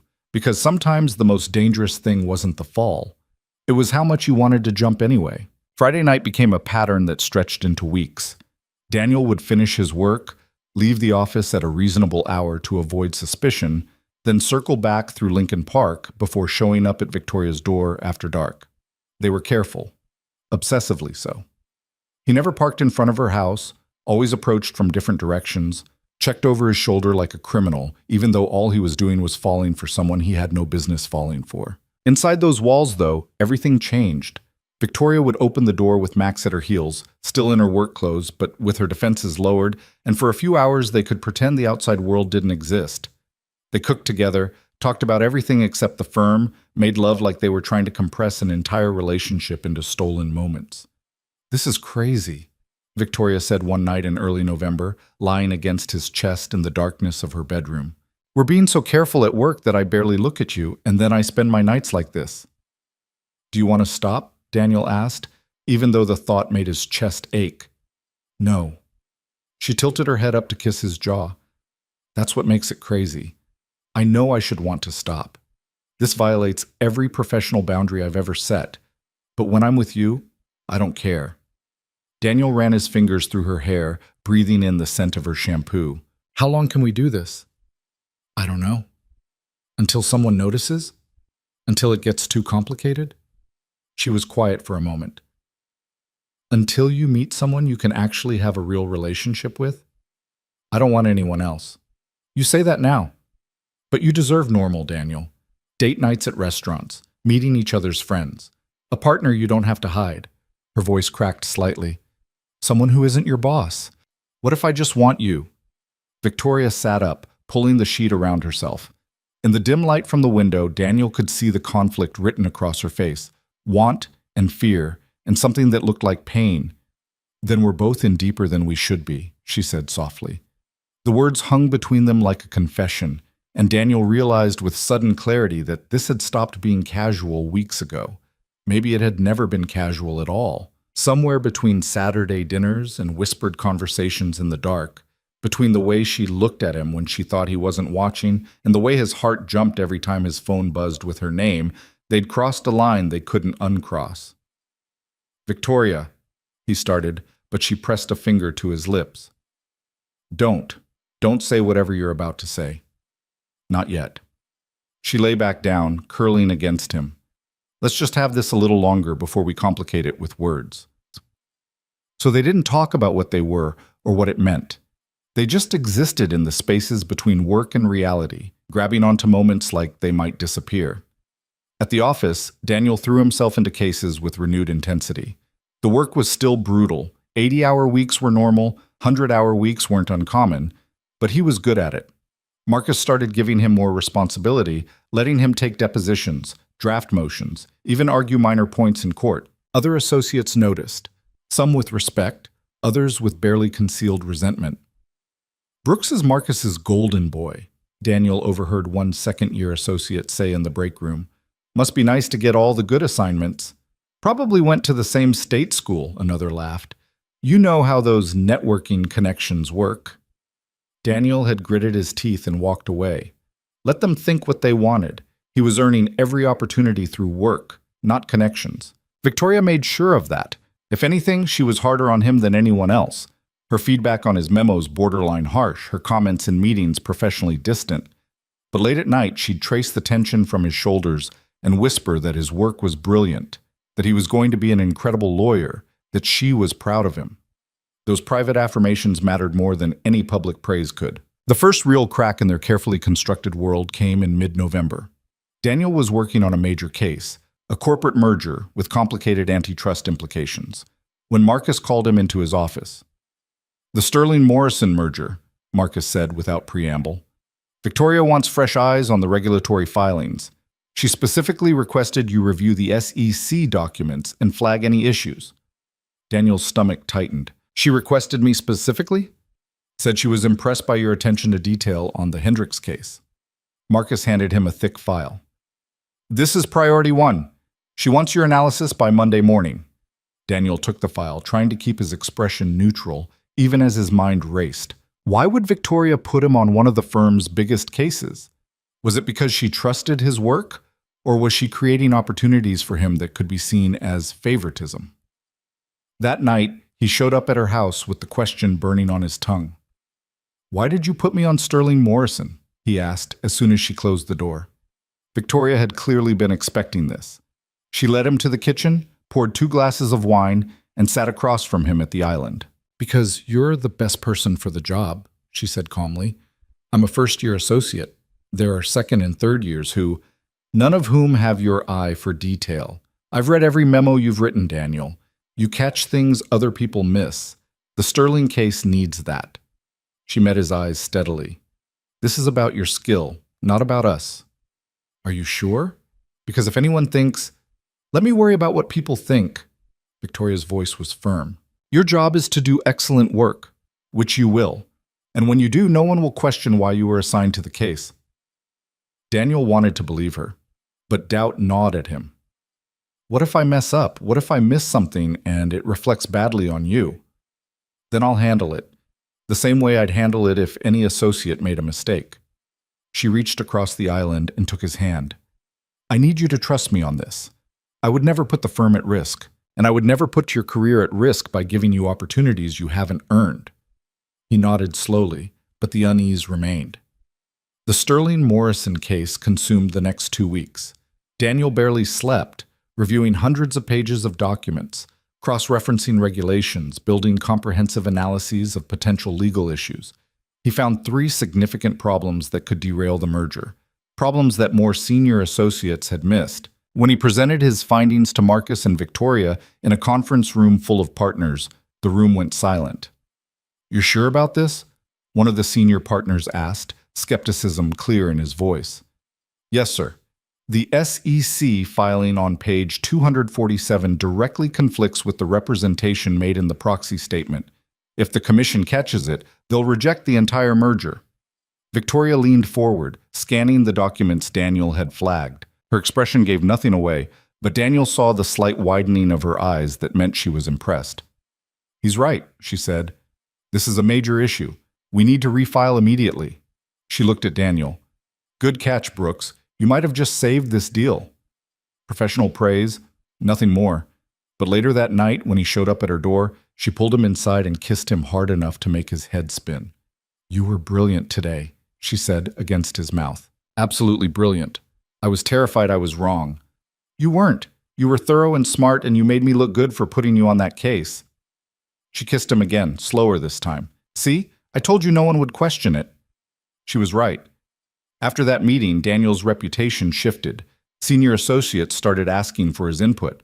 Marcus gave him more complex assignments. Other partners nodded at him in the hallways. He'd proven himself. And it had nothing to do with his relationship with Victoria. But success brought new problems. As Daniel became more visible at the firm, maintaining secrecy became harder. People paid attention to him now. They noticed when he left early or came in late. They asked about his personal life, where he lived, whether he was dating anyone. You should get out more, Brooks, a third-year named Jennifer said one evening when they were both working late. There's a group of us going to a bar in River North tomorrow night. You should come. I appreciate it, but I have plans, Daniel said. You always have plans. What, do you have a secret girlfriend or something? The question was teasing, but it made Daniel's blood run cold. Just trying to save money, he said lightly. Expensive city. Jennifer laughed, but her eyes were curious. Well, the offer stands. We should get to know you better. That night, Daniel told Victoria about the conversation. Maybe you should go, she said quietly. They were in her living room, Max asleep between them on the couch. Make friends. Build relationships at the firm. It'll look suspicious if you're always isolated. I don't want to go drinking with them. I want to be here with you. I know, but we have to be smart about this. Victoria's expression was troubled. People are starting to notice you. That's good for your career, but it means you need to seem normal, available. I'm not available. They don't know that, and they can't know that. She took his hand. I'm serious, Daniel. If you want to protect what we have, you need to maintain appearances. Go to the happy hours, be friendly. Maybe even let people think you're dating. The suggestion felt like a betrayal, even though he knew she was right. I don't want to lie about us. We're already lying about us. Every day at the office is a lie. Her voice was sad. This is just another layer of protection. So Daniel started going to the social events. He had drinks with associates, attended firm parties, made conversation about sports and cases and Chicago restaurants he'd never been to. He learned to smile and deflect questions about his personal life, to seem friendly and normal and completely unattached. It worked. People stopped asking. The curiosity faded. He became just another hardworking associate trying to make it at a demanding firm. But the double life was exhausting. One Friday in early December, Daniel was so tired he could barely think straight.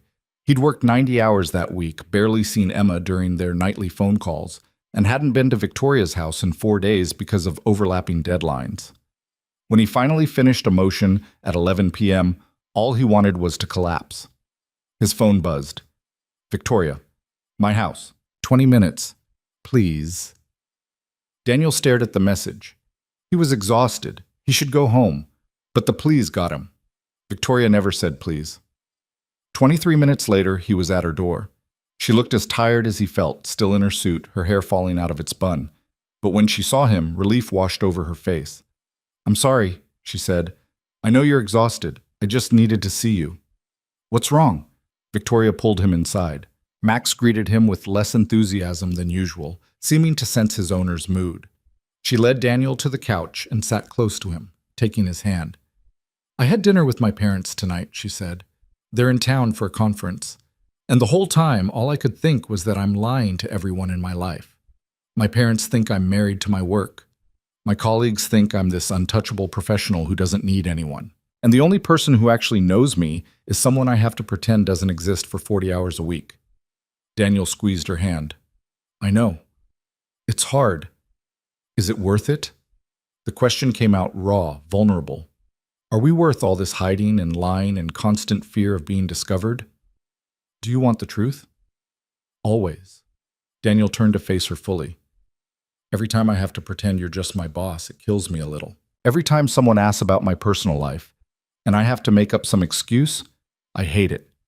This is the hardest thing I've ever done, and I spent 7 years raising a baby alone while going to law school. Victoria's face fell.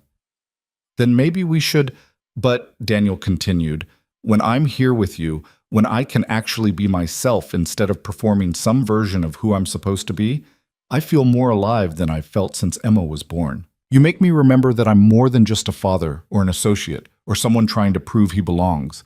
You make me feel like Daniel, just Daniel, and that's worth every lie, every careful moment, every second of fear. Tears were streaming down Victoria's face. You're making this very hard. What? Trying to convince myself we should end this before someone gets hurt. She wiped her eyes. Because I feel the same way. You're the first person in years who looks at me and sees Victoria, not the managing partner, and I don't want to give that up. Then don't. It's not that simple. Why not? Victoria stood, pacing to the window. Outside, Chicago glittered with a million lights, beautiful and indifferent. Because I'm falling in love with you, Daniel, and that terrifies me. The words hit him like a physical force. She didn't turn around, just stood there with her arms wrapped around herself, silhouetted against the city. Daniel stood and crossed to her, placing his hands gently on her shoulders. She leaned back against him, and he wrapped his arms around her waist. I'm falling in love with you too, he whispered into her hair. And yeah, it's terrifying, but I'd rather be terrified with you than safe without you. Victoria turned in his arms, her eyes searching his face. What if this destroys everything we've worked for? What if it doesn't? She kissed him then, and it felt different than all the other times. Less desperate, more certain. Like a promise being made instead of a risk being taken. They made love that night with a new intensity. Every touch weighted with the truth they'd finally spoken aloud. Afterwards, lying tangled together in her bed, Daniel felt something shift. This wasn't casual anymore. This wasn't just stolen moments. This was real and serious and absolutely terrifying. What do we do now? He asked. We keep being careful, Victoria said. We keep protecting this, and we hope like hell we can figure out how to make it work. It seemed impossible, but then again, everything about them had seemed impossible from the beginning. December brought new challenges. The firm's holiday party was scheduled for the 3rd week of the month, a massive event at the Four Seasons where everyone was expected to attend. Associates, partners, clients, spouses. It was the social event of the firm's year. You have to go, Victoria told Daniel when he mentioned he was thinking of skipping it. So do you. I'm a partner. I don't have a choice. You're an associate. You technically have a choice, but not going would raise questions. She was lying in bed tracing patterns on his chest. Besides, you should go. Network. Make connections. Have fun. How am I supposed to have fun watching you be there without being able to touch you? Victoria's hand stilled. The same way I'm going to have fun watching you charm everyone in the room and pretending it doesn't make me jealous. The party was exactly as awful as Daniel expected. The Four Seasons ballroom was decorated within an inch of its life. White lights, elegant centerpieces, a live band playing jazz standards. Everyone dressed in their finest, drinks flowing freely. Conversations about cases and clients and firm politics. Daniel wore the only suit he owned that was nice enough for an event like this. Charcoal gray, slightly too big in the shoulders because he'd bought it on sale. He felt out of place immediately, surrounded by attorneys in custom-tailored designer suits and their equally polished spouses. Jennifer from corporate found him near the bar. Brooks, you actually came. Figured I should make an appearance. Smart. The partners notice who shows up to these things. She handed him a champagne flute. Come on, there's a group of us hiding in the corner making fun of Harrison's terrible toupee. Daniel let himself be pulled into the group of junior associates, laughing at the right moments, making small talk about cases and holiday plans. It was fine, normal, exactly what he was supposed to be doing. Then Victoria arrived. She appeared at the top of the ballroom stairs, and the entire room seemed to notice. She wore a floor-length emerald dress that hugged every curve, her dark hair swept up, diamonds at her throat and ears.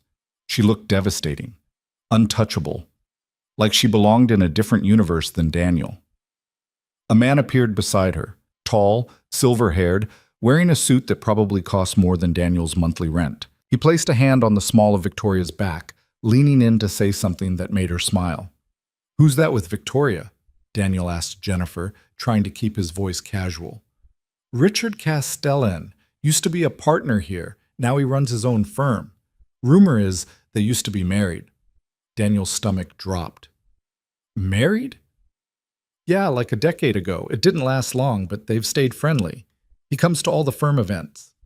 Jennifer lowered her voice conspiratorially. "Some people think they might get back together. They'd be a power couple for sure." Daniel watched as Richard guided Victoria into the crowd, his hand never leaving her back. She laughed at something he said, touching his arm lightly. They looked natural together, like they belonged. The champagne turned sour in Daniel's mouth. He spent the next hour trying not to watch them, failing. Every time he glanced across the room, Richard was there, getting Victoria drinks, introducing her to clients, leaning close to whisper in her ear. And Victoria was smiling, engaged, playing the perfect role. Around 9, Daniel couldn't take it anymore. He slipped out of the ballroom onto a balcony overlooking Michigan Avenue. The December air was bitterly cold, but he needed it. Needed something to shock the jealousy out of his system. Running away? Daniel turned. Victoria stood in the doorway, wrapped in her coat, concern on her face. "Just needed air," he said. She stepped onto the balcony, closing the door behind her. "You disappeared. I noticed." "I didn't think you'd notice anything with Richard Castellan's hand on your back all night." Victoria's eyes widened. "Is that what this is about?" "It's none of my business. You said it yourself. We have to maintain appearances. You appearing with your ex-husband is certainly an appearance." "Daniel, he looks at you like he owns you, and you let him." "I let him play the role he's supposed to play at events like this," Victoria said, her voice sharp. "The same way you're supposed to be in there charming everyone and acting available. That was the agreement." "I know." Daniel gripped the balcony railing. "That doesn't make it easier." Victoria was quiet for a moment. Then she moved closer, standing beside him, close enough that their arms almost touched. "Richard is a colleague. Nothing more. What we had died years ago." Her voice softened. "The only person I wanted to be with tonight is standing on this balcony freezing to death because he's too stubborn to go inside." "You looked happy with him." "I was being professional. There's a difference." She glanced back at the door, making sure they were still alone, then let her hand brush against his for just a second.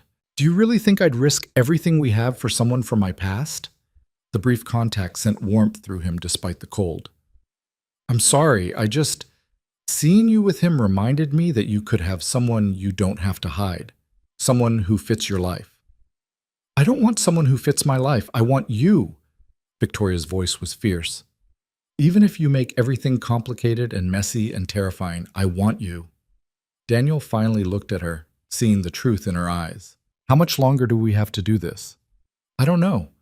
But I promise you, what we have is real. Everything else is just theater." They stood there in the cold, as close as they dared, until Victoria's phone buzzed. "I have to go back in," she said reluctantly.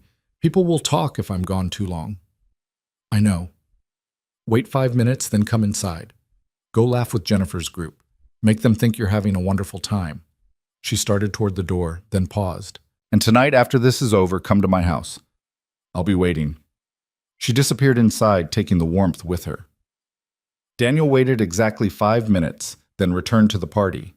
He smiled and laughed and played his role perfectly, even when he saw Victoria dancing with Richard, even when he heard someone comment that they looked good together, because he knew the truth. At the end of the night, Richard would go home alone, and Victoria would open her door to Daniel like she always did. But the party planted a seed of doubt. How long could they really sustain this? How long before the secrecy became too much, before the lying wore them down, before one of them decided it wasn't worth the cost? That night at Victoria's house, they didn't talk about the party. They just held each other, trying to convince themselves that love could be enough. The answer came the following Monday morning. Daniel was reviewing documents in the library when his phone rang. An unknown number. He almost didn't answer. Daniel Brooks? A woman's voice, professional and crisp. Yes? This is Sarah Chen from Human Resources. I need you to come to my office immediately. Daniel's blood ran cold. What's this about? We'll discuss that when you get here. 23rd floor. Now, please. The line went dead. Daniel sat frozen, his mind racing through possibilities. Had someone seen them together? Did someone at the party notice something? Was this about his work or about Victoria or... His phone buzzed. Victoria. Victoria. Whatever HR wants, stay calm. Answer honestly. I'll handle this. So she knew, which meant this was about them. Daniel walked to the 23rd floor on shaking legs, each step feeling like a march toward his own execution. Sarah Chen's office was small and coldly professional. No personal touches, just files and corporate efficiency. Sarah sat behind her desk, her expression neutral. Mr. Brooks, please sit. Daniel sat. A complaint has been filed regarding your conduct at the firm. Sarah opened a folder. Specifically, allegations of receiving preferential treatment due to a personal relationship with a senior partner. The world tilted. What? The complaint alleges that you've been given high-profile assignments beyond your experience level and that you've received private mentoring from managing partner Victoria Hale that other first-year associates have not received. Sarah looked at him steadily. Is there a personal relationship between you and Ms. Hale? Every instinct screamed at him to lie, to protect Victoria, to protect himself. But he saw the trap. If they already had evidence, lying would only make it worse. I need to understand what you're asking, Daniel said carefully. Ms. Hale has provided professional guidance, yes. She does that for many associates. Has your relationship with Ms. Hale ever been anything other than professional? The question hung in the air like a blade. Daniel thought about Victoria's warning. Answer honestly, but how honest? How much truth would destroy them both? Ms. Hale and I have developed a friendship, he said slowly. She's been supportive of my career, but she's never given me anything I haven't earned through my work. That's not what the complaint suggests. It suggests your friendship has influenced assignment decisions and evaluation processes. Who filed this complaint? That's confidential. Then how am I supposed to defend myself against anonymous accusations? Sarah's expression didn't change. I'm not accusing you of anything, Mr. Brooks. I'm investigating a complaint. As part of that investigation, I'll need to review your assignment history, your performance evaluations, and interview other associates about firm culture and assignment practices. This is ridiculous. I've worked harder than anyone. I'm sure you have. And if the investigation shows no impropriety, this will be resolved quickly. Sarah closed the folder. In the meantime, I need you to maintain professional distance from Ms. Hale. No private meetings, no personal communication. Everything must go through proper channels. Daniel felt like the floor had disappeared beneath him. For how long? Until the investigation concludes, likely 2 to 3 weeks. She stood, signaling the meeting was over. You're not being punished, Mr. Brooks. We're simply ensuring fairness and transparency. You're free to continue your work as normal, but all interactions with Ms. Hale must be strictly professional and documented. Daniel walked out of HR in a daze. 2 to 3 weeks of no contact with Victoria. 2 to 3 weeks of being scrutinized, questioned, investigated. 2 to 3 weeks of having his entire career hanging in the balance. He made it to the nearest bathroom before his hands started shaking. His phone buzzed. Victoria again. Victoria, don't text me. Don't call me. Don't come to my house. We have to follow their rules completely. I'm so sorry, Daniel. I'll fix this. But how could she fix it? How could anyone fix the fact that their secret was out, their careers were at risk, and everything they'd been so careful to protect was falling apart? Daniel stared at his reflection in the bathroom mirror, the same mirror where he'd stood that first night in Chicago, terrified and alone. Somehow, he'd come full circle. Except now, he had so much more to lose. And somewhere on the 40th floor, Victoria was probably staring at her own reflection, wondering the same thing he was. Had they been foolish to think love could survive in the shadows? Or had the real foolishness been falling in love in the first place? The next 72 hours were the longest of Daniel's life. He went through the motions at work, reviewing documents, drafting memos, attending meetings, but everything felt surreal, like he was watching himself from a distance. Other associates looked at him differently now, some with curiosity, others with something that looked like satisfaction, as if they'd always known he didn't really belong.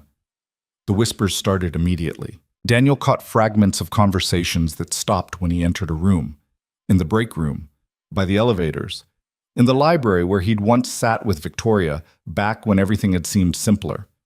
I heard HR is investigating him. Something about inappropriate relationships. Always knew there was something off about how fast he got promoted. Marcus called him into his office on Tuesday afternoon. His supervising associate's face was unreadable as he gestured for Daniel to sit. "I'm going to ask you a direct question, and I need an honest answer," Marcus said. "Is there anything going on between you and Victoria Hale that I should know about?" Daniel's throat went dry. "I don't know what you've heard." "I haven't heard anything. That's not how I operate." Marcus leaned back in his chair. "But HR asked me about your assignment history. Wanted to know if I thought you'd received preferential treatment. And I told them the truth, that you're one of the best first years I've supervised in 5 years, that every assignment you've received was based on merit, and that anyone suggesting otherwise is either jealous or blind." Relief flooded through Daniel. "Thank you." "Don't thank me yet." Marcus's expression hardened. "Because here's the other truth. If there is something personal between you and Victoria, it doesn't matter how good your work is. The firm has policies for a reason. And those policies protect everyone, including you." "There's nothing inappropriate happening," Daniel said, the lie tasting bitter. "Good. Because if there were, you'd be the one who'd suffer most. Victoria's a name partner. She's protected by reputation and equity. You're a first-year associate with no connections and no safety net. If this goes sideways, she lands on her feet and you don't."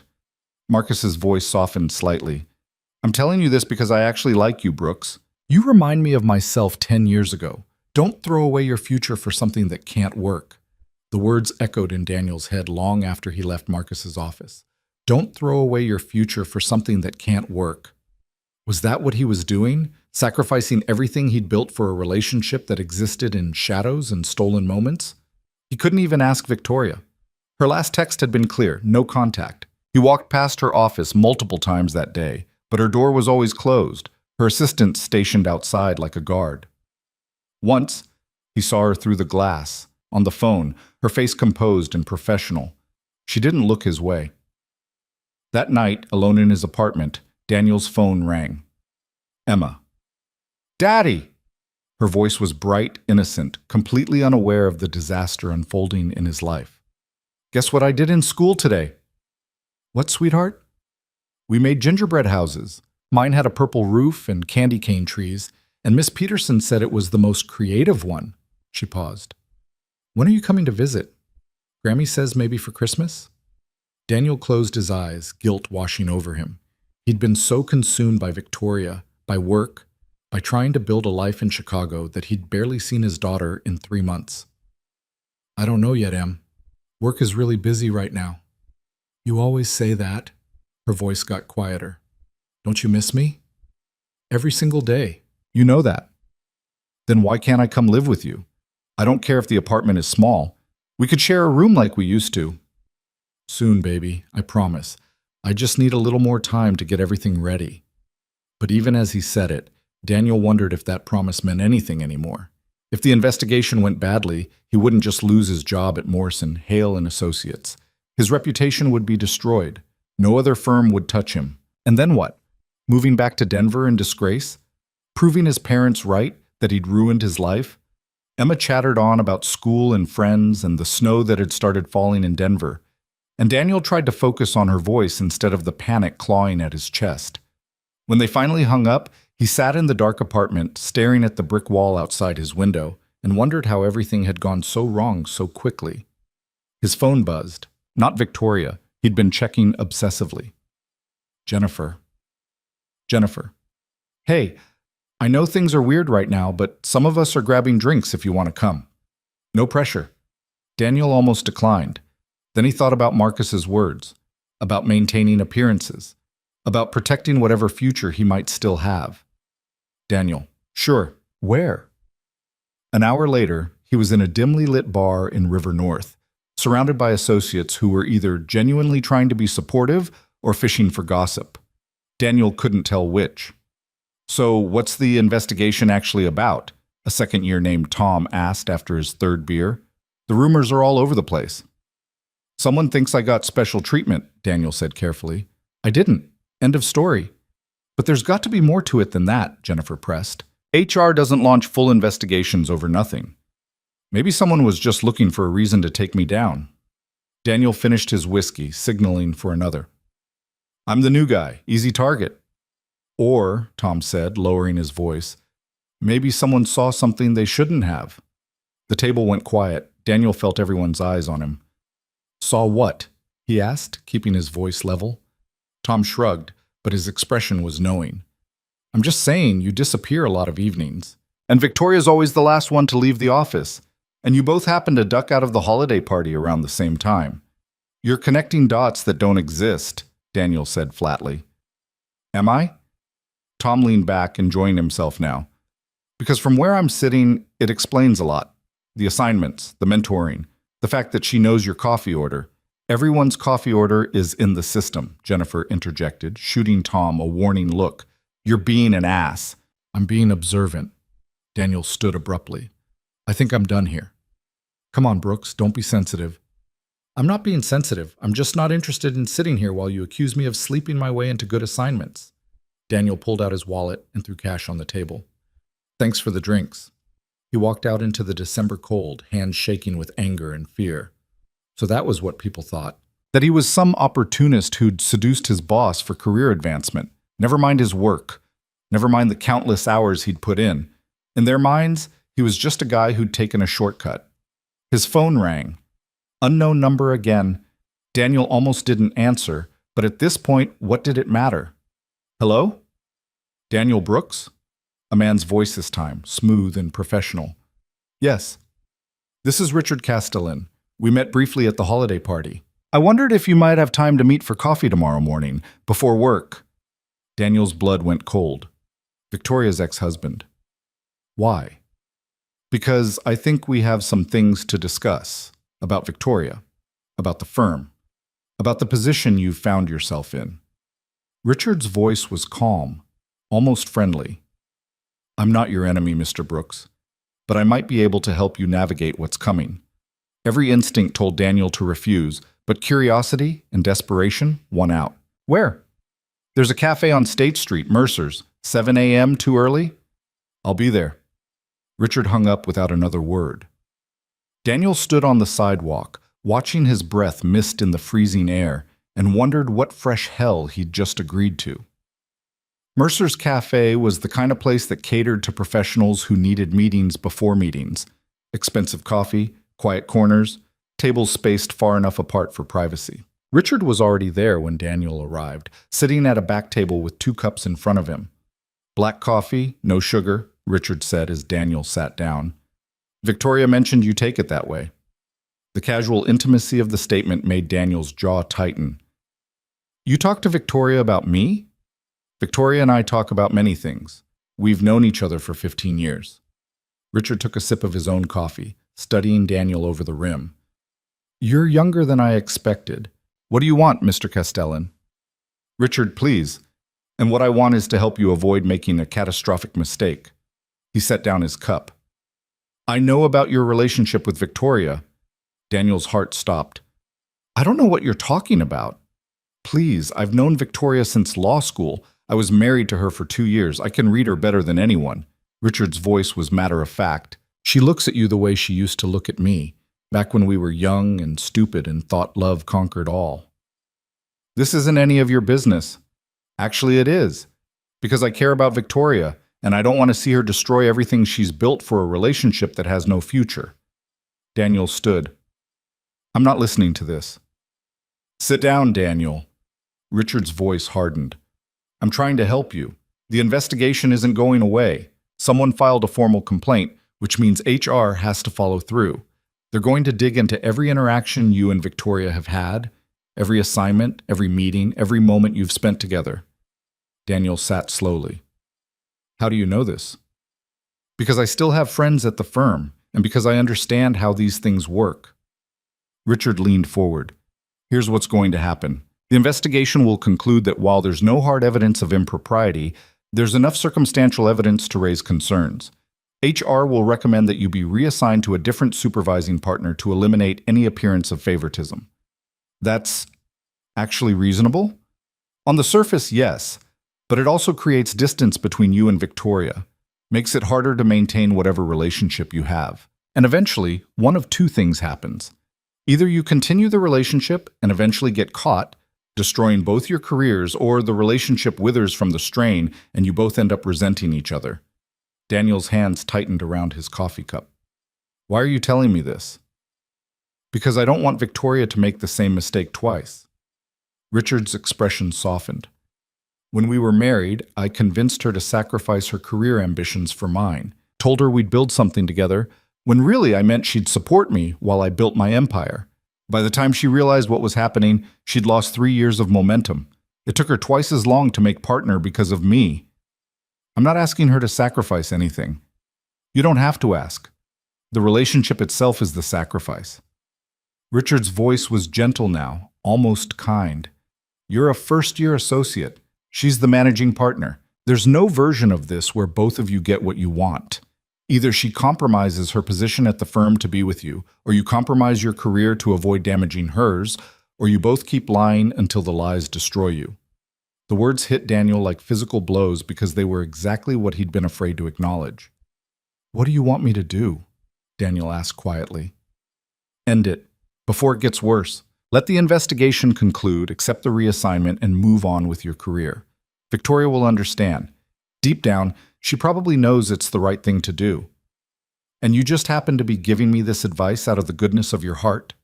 Richard smiled, but it didn't reach his eyes. I'm giving you this advice because I've known Victoria for 15 years, and I know what she needs. Stability, partnership with an equal. Someone who can stand beside her without either of them having to hide. He paused. Someone like me. There it was. The real agenda. You want her back, Daniel said. I never stopped wanting her. I just finally understand what I did wrong the first time. Richard finished his coffee. Think about what I said, Daniel. You seem like a decent guy. You deserve a career that isn't tainted by scandal. And Victoria deserves someone who can give her everything, not just stolen moments and constant fear. He stood, leaving cash on the table for both coffees. The investigation concludes next week. Make your decision before then. Richard walked out, leaving Daniel alone with his thoughts and a cold cup of coffee. The worst part was that Richard wasn't wrong. Everything he'd said was rational, logical, probably true. The relationship was unsustainable. Someone would get hurt, likely both of them. But knowing something intellectually and accepting it emotionally were different things. Daniel sat in that cafe for another hour, watching Chicago wake up around him, and tried to imagine his life without Victoria. No more Friday nights at her house. No more whispered conversations in the dark. No more feeling like someone actually saw him, understood him, wanted him for exactly who he was. The thought made his chest ache. His phone buzzed. Marcus, need you in the office early. New case just came in. Big one. Daniel forced himself to move, to put one foot in front of the other, to return to the world where he was just an associate doing his job. The new case was indeed big, a massive corporate fraud investigation that would require months of document review and analysis. Marcus handed Daniel a stack of files that could have doubled as a weightlifting set. This is going to consume your life for the next few weeks, Marcus said. 80, 90-hour weeks minimum. I need your full focus. Can you do that? Daniel looked at the files, then at Marcus. Yes. Good. Because if you pull this off, it'll make your career. Everyone will forget about whatever nonsense is happening with the investigation. Daniel carried the files to his office and got to work. And for the next week, he did exactly what Marcus asked. He focused. Completely. Obsessively. He worked 16-hour days, analyzing financial records, building timelines, identifying patterns of fraud. He barely slept, barely ate, barely thought about anything except the case in front of him.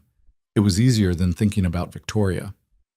The investigation concluded on a Wednesday afternoon. Sarah Chen called Daniel back to her office, her expression professionally neutral. The investigation found no evidence of explicit policy violations, she said. Your work assignments appear to have been based on merit, and your performance evaluations are consistent with the quality of work you've produced. Relief flooded through Daniel. So I'm cleared? However, Sarah continued, to ensure continued transparency and eliminate any appearance of impropriety, we're reassigning you to a different supervising partner effective immediately. You'll be working under Patricia Morrison in the litigation department. Daniel nodded. It was exactly what Richard had predicted. I understand. Additionally, all interactions with managing partner Hale should go through proper channels and be documented. No private meetings or communications unless work-related and witnessed by others. Of course. This isn't a punishment, Mr. Brooks. It's a precautionary measure to protect both you and Ms. Hale from further allegations.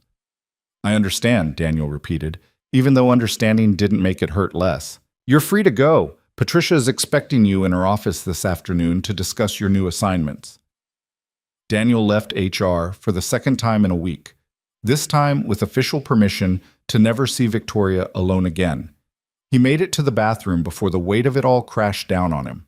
They'd survived the investigation, but at what cost?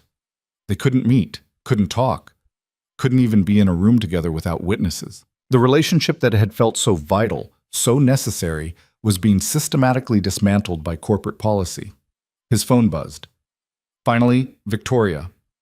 Victoria. I heard. Are you okay? Daniel. I'm fine. Career's intact. Victoria. That's not what I asked. Daniel. I don't know how to answer that question. 3 dots appeared and disappeared. Appeared again.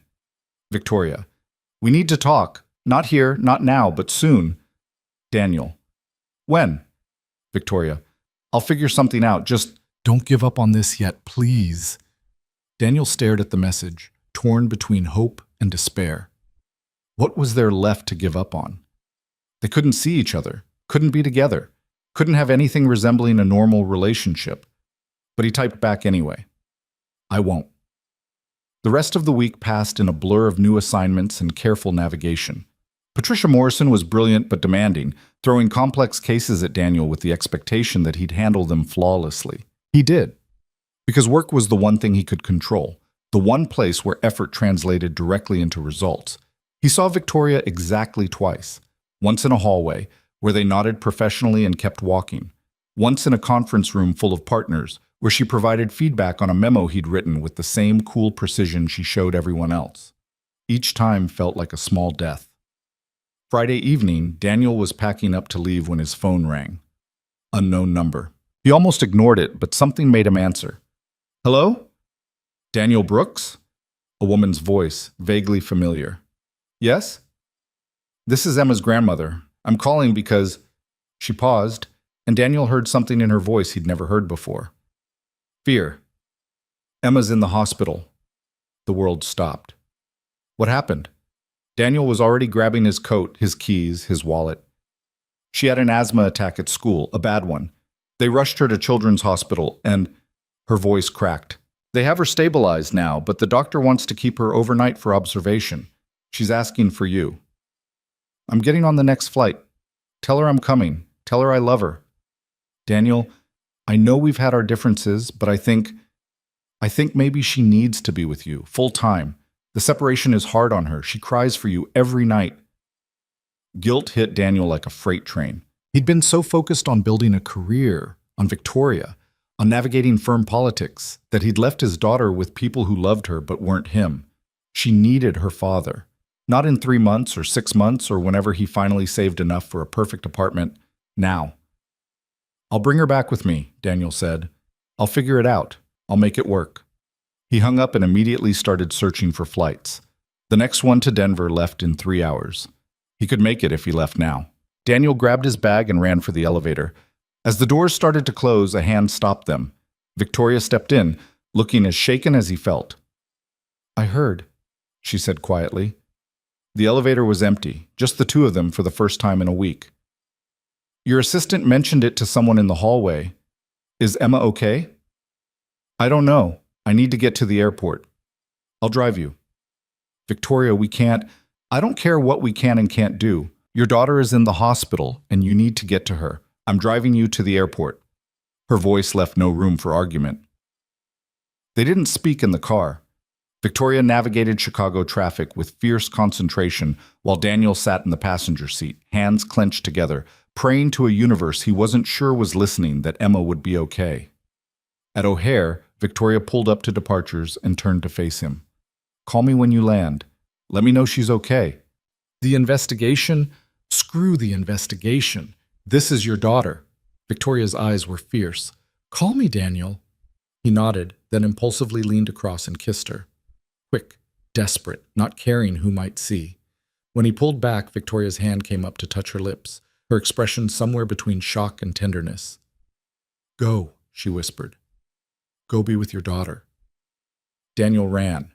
The flight was 2.5 hours of pure torture. Every worst-case scenario played through his mind on repeat. By the time he landed in Denver and got to Children's Hospital, he was barely holding himself together.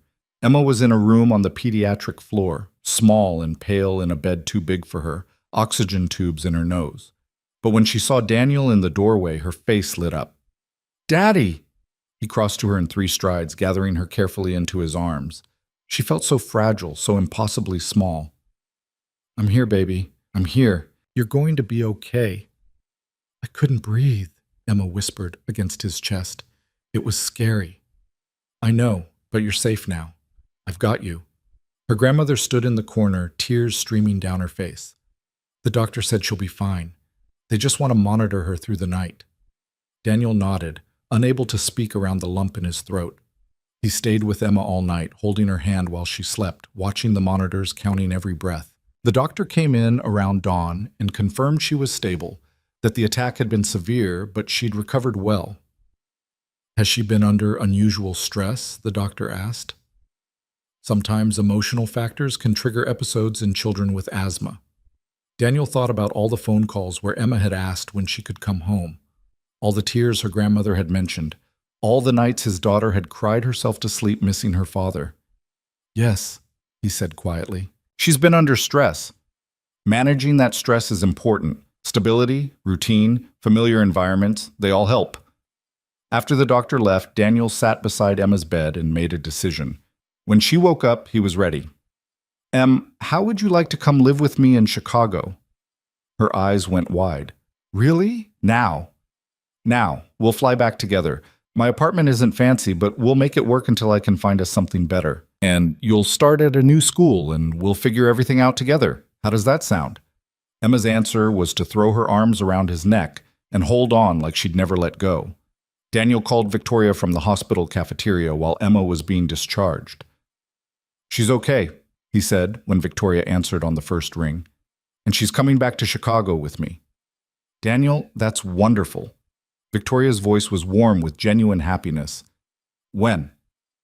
Tomorrow. I'm flying back with her tomorrow afternoon. Do you need help with school enrollment or finding a bigger apartment or... I need to do this myself, Daniel interrupted gently. I need to prove I can take care of her, but thank you. Victoria was quiet for a moment. This changes things. I know. Emma has to be your priority now. She always was. I just lost sight of that for a while. What does that mean for us? Daniel looked out the cafeteria window at the Denver skyline, so familiar yet somehow foreign now. I don't know, but I need time to figure out how to be her father again before I can be anything else to anyone. He heard Victoria's sharp intake of breath. Are you ending this? I'm saying I need to focus on what matters most, and right now, that's Emma. She matters most, of course she does. Victoria's voice was thick with emotion. But Daniel, don't make any permanent decisions while you're scared and exhausted. Come back to Chicago, get settled with Emma. Then we'll talk. Really talk. About everything. Okay, Daniel agreed because he was too tired to argue and too uncertain to make promises. And Daniel, what you're doing, putting her first, it's exactly what a good father does. She's lucky to have you. They hung up, and Daniel went to collect his daughter and bring her home. The flight back to Chicago was completely different from the one that had brought him here 3 months ago. Then, he'd been alone, terrified, starting over. Now Emma sat beside him, chattering about the clouds outside the window, asking 1,000 questions about their new life. Will I have my own room? Not yet, sweetheart. We'll share the apartment for now, but I'll find us a bigger place soon. That's okay. I don't mind sharing with you. She squeezed his hand.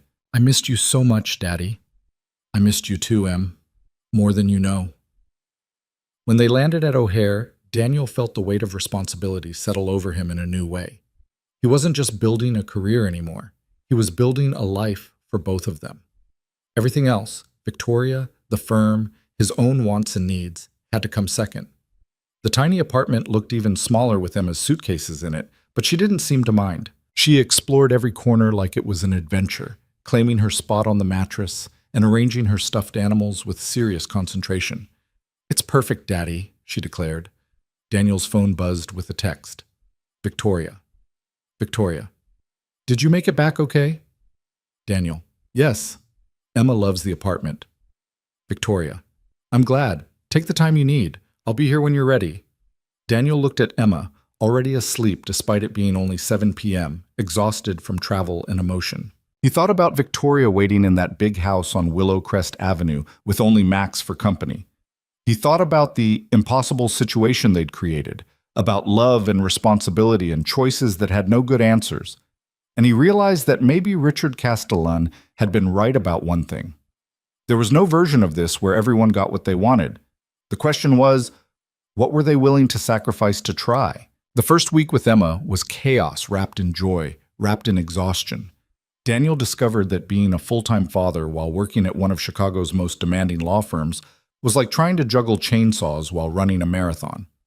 He woke at 5 to review case files before Emma got up, made breakfast while mentally outlining legal arguments, dropped her at her new school, a public elementary 3 blocks from his apartment, then sprinted to catch the L train downtown, worked through lunch to leave by 6, picked up Emma, made dinner, helped with homework he barely understood, read stories until she fell asleep, then worked until midnight on cases that wouldn't wait.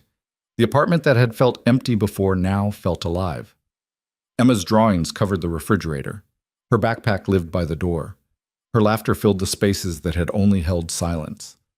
Daniel was more tired than he'd ever been, but also more whole.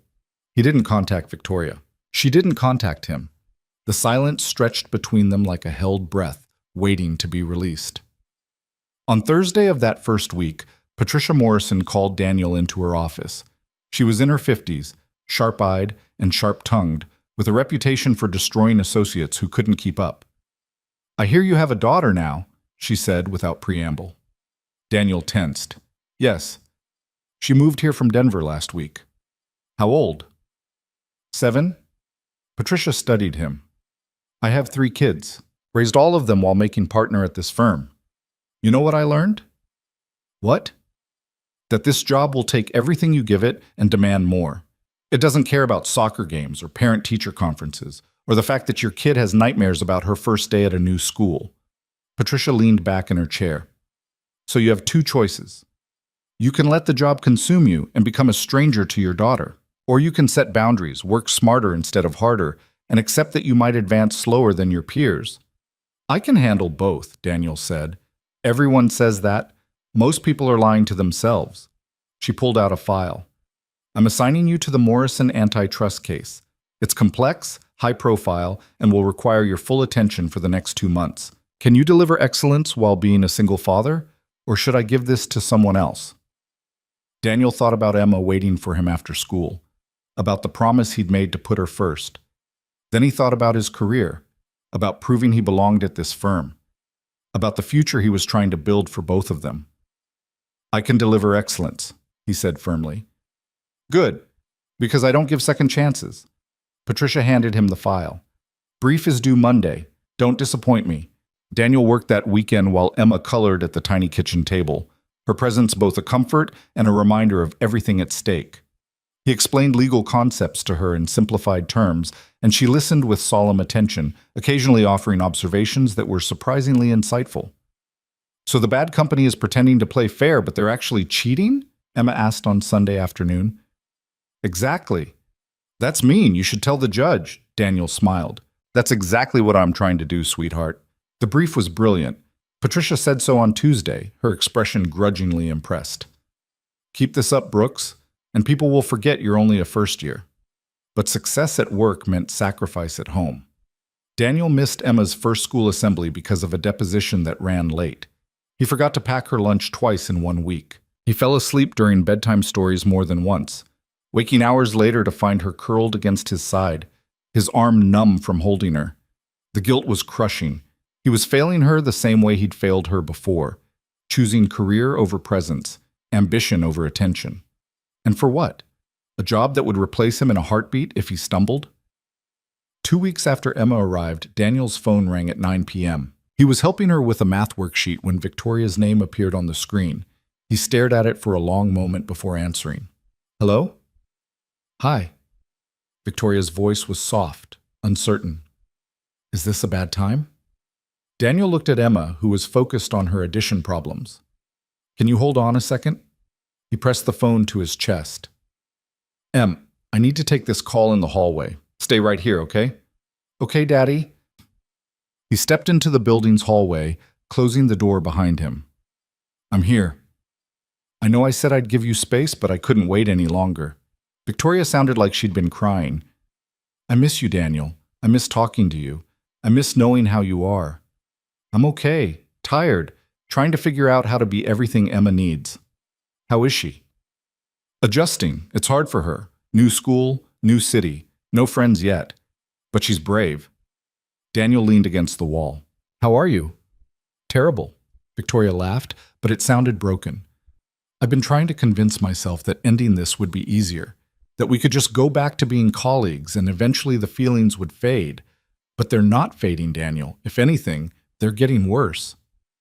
Daniel closed his eyes. I know. I spoke with Richard last week. He told me about your conversation at the cafe. Daniel's eyes snapped open. He told you? He said he encouraged you to end things with me, that he offered you all sorts of logical reasons why we couldn't work. Victoria's voice hardened. Then he asked me to dinner, said we should give our relationship another try, now that we were both older and wiser. What did you say? I told him I didn't want someone older and wiser. I wanted someone who made me feel alive instead of safe. Someone who challenged me to want more than just work and reputation. Someone like you. She paused. Then I told him to leave my office and not come back. Despite everything, Daniel felt warmth spread through his chest. You did? I did. Because I realized something. Richard was right that we have an impossible situation, but he was wrong about the solution. The answer isn't to run from what's difficult. It's to face it head on and figure out if what we have is worth fighting for. Victoria, let me finish, please. She took a shaky breath. I've spent my entire adult life playing it safe. Safe marriage that fell apart. Safe career that left me isolated. Safe choices that led to a big empty house with no one in it but a dog. And then you showed up and made me want to take a risk. The investigation terrified me. Not because of my career, but because I thought I might lose you. And when you left for Denver, when you came back with Emma, and I realized you had to put her first, I thought I'd lost you anyway. You didn't lose me, didn't I? You've barely spoken to me in 2 weeks. You're building a life with your daughter, which you should be doing, and there's no space in that life for someone like me. Daniel thought about the cramped apartment, the chaotic mornings, the constant juggling of work and fatherhood. Victoria was right. There wasn't space. Not for stolen Friday nights or secret dinners or the kind of relationship they'd had before. But maybe there could be space for something different. What if we stopped hiding? Daniel said quietly. Silence. Then, what? What if we stopped sneaking around and pretending we're not together? What if we just were honest? Daniel, the firm's policies. The investigation concluded. I'm not your direct report anymore. We're not violating any explicit rules. His voice grew stronger. Yes, people will talk. Yes, it might be complicated. But we've been so focused on protecting our careers that we haven't considered whether the hiding is what's actually destroying us. If we go public, there will be consequences, Victoria said. Partners will question my judgment. Associates will claim favoritism regardless of the truth. Your career advancement might be affected. I know, but I'm tired of living in shadows. I'm tired of pretending the most important relationship in my life doesn't exist. Daniel pressed his hand against the wall. Emma deserves to see her father in a healthy relationship, not sneaking around like we're doing something wrong, but being honest about caring for someone. You want me to meet Emma? Eventually, when the time is right. But first, I want to be able to acknowledge that we're together. No more secret texts, no more pretending at the office. Just two people who happen to work at the same firm and happen to care about each other. Oh, Victoria was quiet for a long moment. That's terrifying. I know. But also brave and honest and exactly what I need to hear. Her voice cracked. When can I see you? This weekend. Can you come to my apartment? I want you to meet Emma, properly. Not as my boss or some stranger, but as someone important to me. Are you sure she's ready for that? Daniel thought about Emma's question a few days ago when she'd asked why he seemed sad. He'd told her he missed a friend. She'd said maybe he should call that friend then, because friends make people happy. She's ready, Daniel said. The question is, are you? Yes. No hesitation. Text me your address. I'll be there Saturday afternoon. They hung up, and Daniel stood in the hallway for a moment, heart racing, wondering if he'd just made the best decision of his life or the worst. Then he went back inside to find Emma waiting with her math worksheet completed. Did you finish your call with your friend? She asked. Daniel sat beside her. I did, and actually I wanted to talk to you about something. Emma set down her pencil, giving him her full attention. At 7 years old, she already had an old soul, shaped by a childhood that had required too much resilience too soon. I have a friend named Victoria, Daniel started carefully. She's someone very special to me, and I was wondering how you'd feel about meeting her this weekend. Is she your girlfriend? Leave it to Emma to cut straight through. Kind of. It's complicated because we work together, but yes, she's important to me. Emma considered this seriously. Does she make you happy? Very happy. Then I want to meet her. Emma smiled. Does she like drawing? Because I'm really good at drawing now. Daniel pulled his daughter into a hug, grateful for her generous heart. I bet she'd love to see your drawings. The rest of the week passed in a blur of preparation. Daniel cleaned the apartment obsessively, bought groceries for the first time in months, tried to make the cramped space look presentable. He was nervous in a way he hadn't been since his first date in high school. Emma, by contrast, was excited. She drew pictures to show Victoria, picked out her favorite books, asked 1,000 questions about what Victoria liked and didn't like. Does she have any kids? Emma asked on Friday night. No, it's just her and her dog, Max. She has a dog? Emma's eyes went wide. Can we meet Max too? Maybe, we'll see. Saturday arrived cold and bright. Daniel made lunch, sandwiches and fruit, nothing fancy, while Emma changed outfits 3 times before settling on jeans and her favorite purple sweater. She was buzzing with energy, practically vibrating with anticipation. At 1 p.m., there was a knock on the door. Daniel opened it to find Victoria standing in the hallway, looking more nervous than he'd ever seen her. She wore jeans and a simple sweater, her hair down, minimal makeup. She looked beautiful and real and terrified. Hi, she said. Hi. Daniel stepped aside. Come in. Victoria entered the tiny apartment, and Daniel saw her take in the space, the mattress on the floor, the makeshift kitchen, Emma's drawings everywhere. If she was shocked by how small it was, she didn't show it. Emma appeared from behind Daniel, suddenly shy. Victoria, this is Emma, Daniel said. Emma, this is my friend Victoria. Victoria knelt down to Emma's level, smiling warmly. It's so nice to meet you, Emma. Your dad has told me wonderful things about you. He told me about you too, Emma said, and about your dog. Max, he would love to meet you sometime. He's very friendly. I like dogs. Emma seemed to make a decision. Do you want to see my drawings? I would love nothing more. For the next hour, Daniel watched Victoria and Emma sit on the floor together, going through Emma's artwork with serious attention. Victoria asked questions, offered genuine compliments, and somehow knew exactly how to talk to a 7-year-old without being condescending. They ate lunch at the tiny kitchen table, Emma chattering about school and her new teacher and the friend she'd made named Sophie, who liked the same books she did. Victoria listened like Emma was the most interesting person in the world. After lunch, Emma asked if Victoria wanted to play a board game. They ended up on the floor playing Sorry for an hour, Emma squealing with delight every time she sent someone back to start, Victoria laughing in a way Daniel had never heard before, free and unguarded. Around 4, Emma started to get tired. Daniel sent her to lie down with a book, and she went without protest, worn out from excitement. Victoria and Daniel sat on the couch, really just a futon he'd bought off Craigslist, finally alone. "She's incredible," Victoria said softly. "You've done an amazing job with her. She's easy to love. Still, raising a child alone while building a career, that takes strength I can't imagine." They sat close but not touching, both aware they were in new territory now. "This is different," Daniel said. "You being here, meeting Emma, it makes everything more real." "Does that scare you?" "Terrifies me, but in a good way." He took her hand. "I meant what I said on the phone. I want to stop hiding. I want people to know we're together." Victoria laced her fingers through his.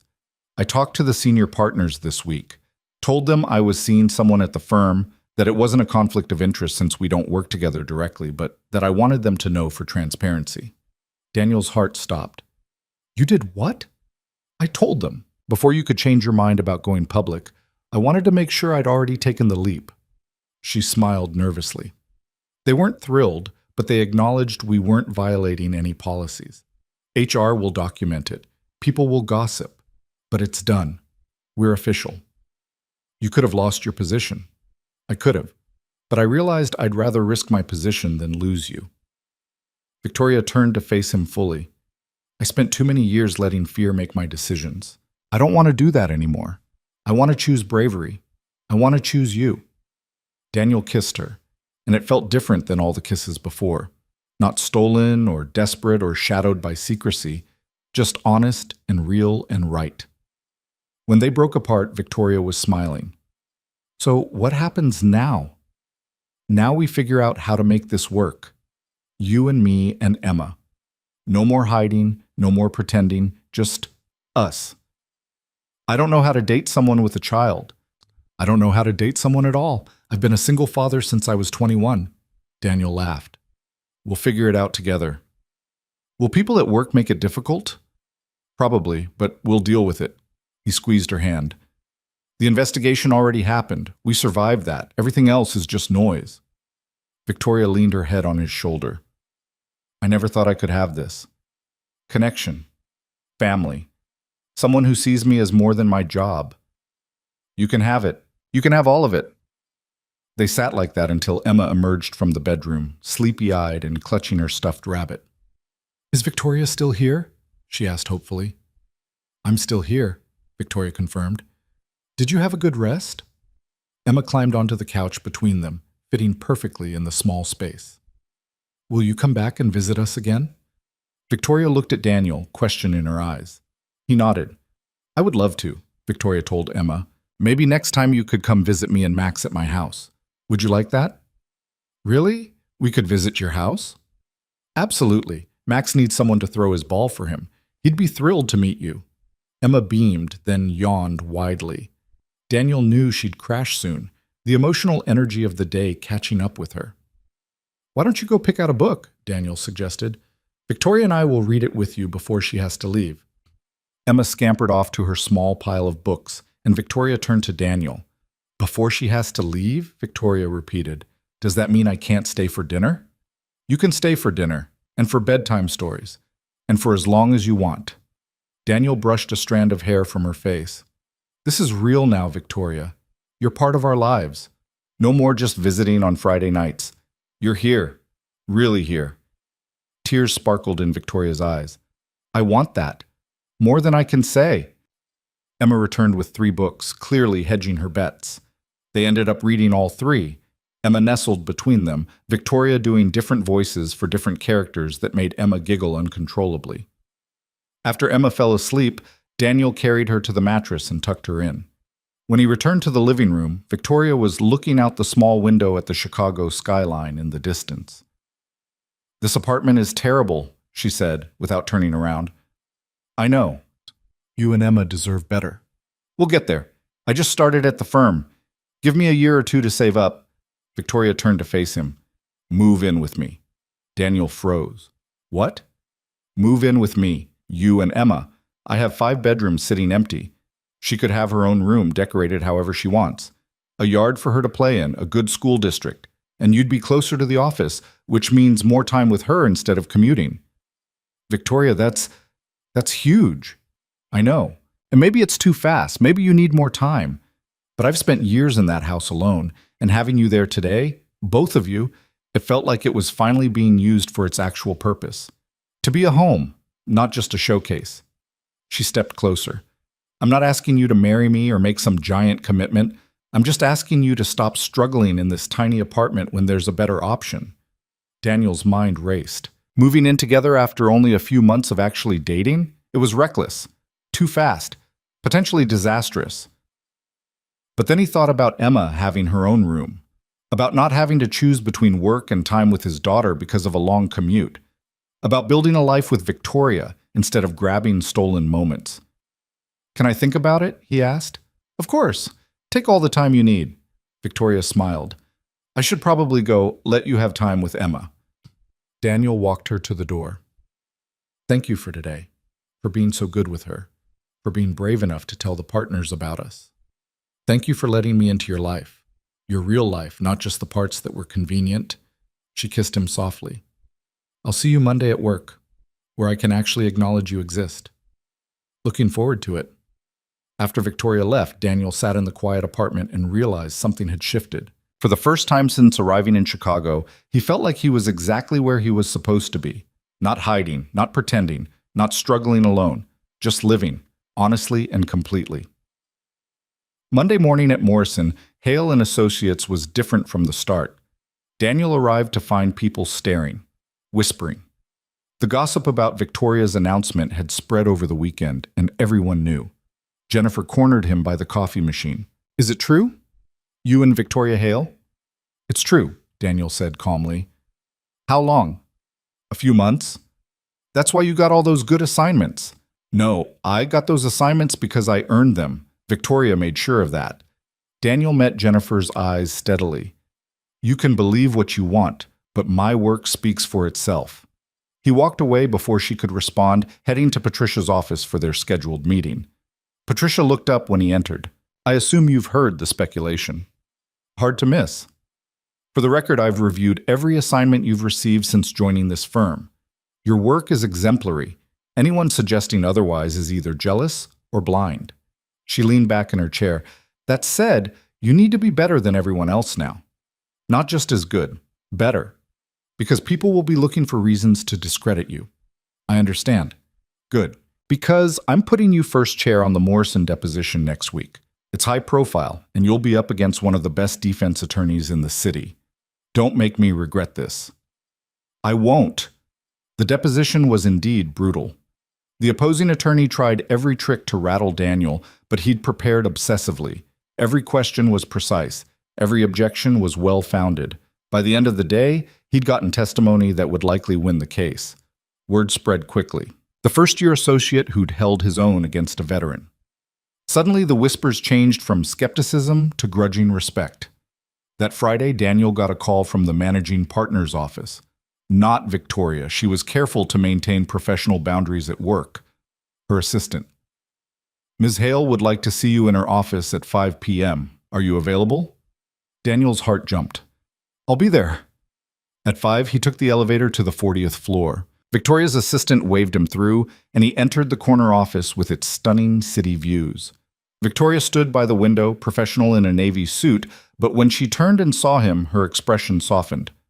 Close the door, she said. He did. I wanted to tell you officially, from managing partner to associate, that your work on the Morrison deposition was exceptional. You've proven yourself as one of the most talented junior attorneys at this firm. Thank you. I also wanted to tell you, from me to you, that I'm incredibly proud of you. Victoria's voice dropped. You've handled the gossip and speculation with grace. You've let your work speak for itself. You've been everything I knew you could be. Daniel crossed to her, maintaining a professional distance, but letting his eyes say what his words couldn't in the office. I learned from the best. Have you thought about my offer? About the house? I have, and I talked to Emma about it. Victoria tensed. What did she say? She said Max probably gets lonely in that big house all by himself, and it would be nice to keep him company.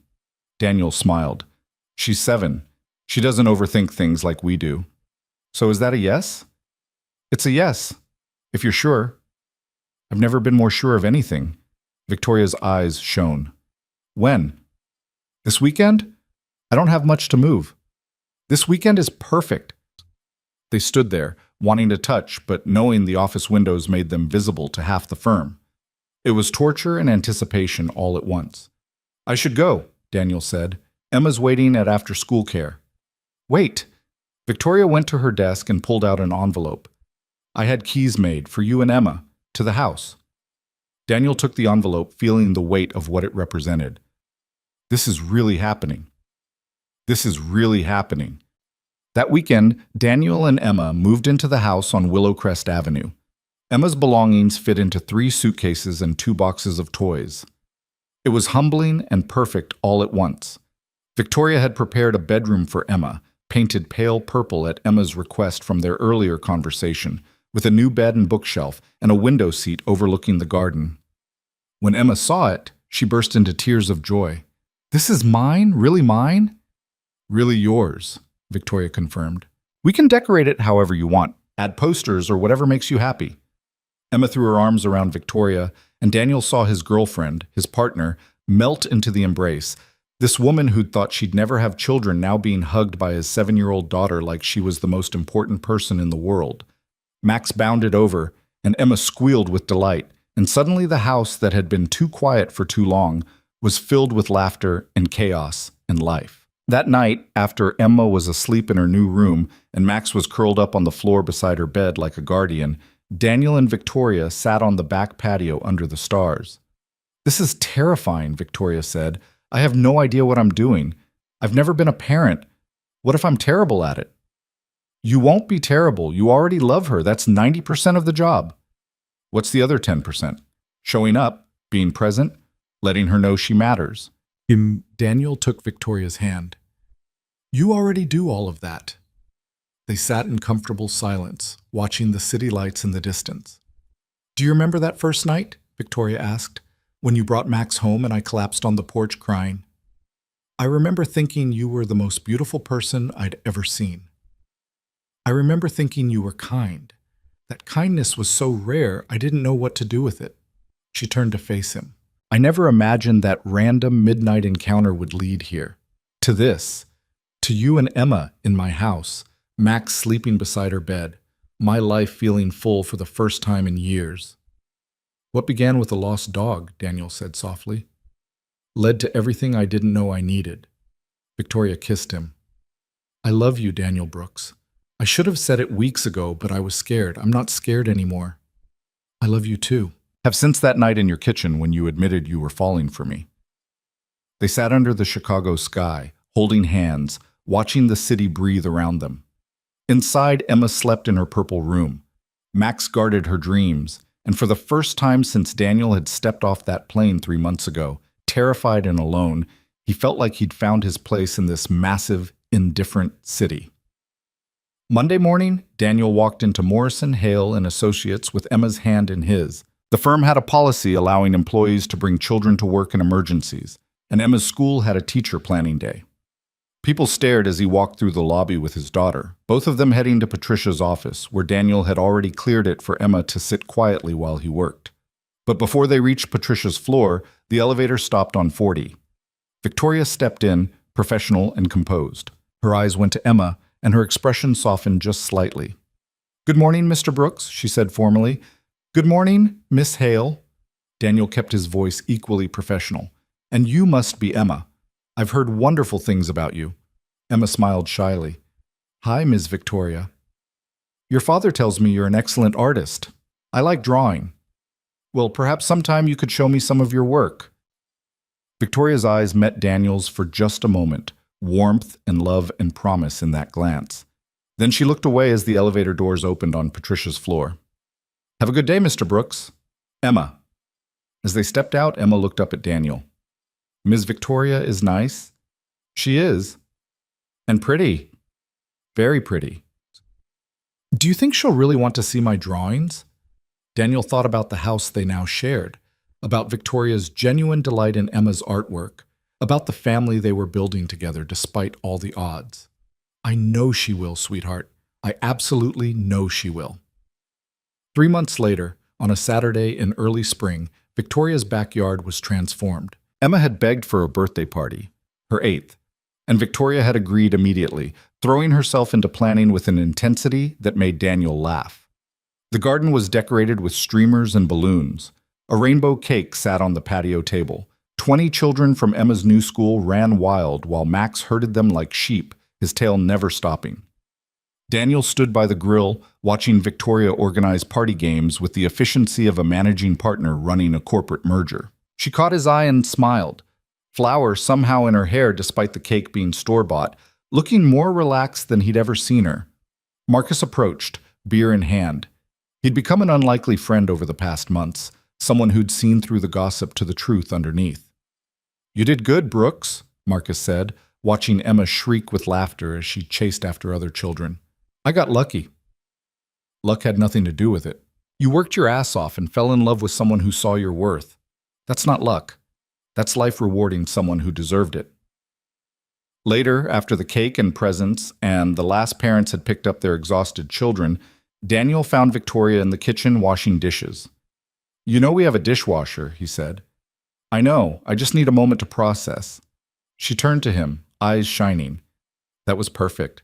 Absolutely perfect. Did you see how happy she was?" "I saw. Thank you for this. For everything."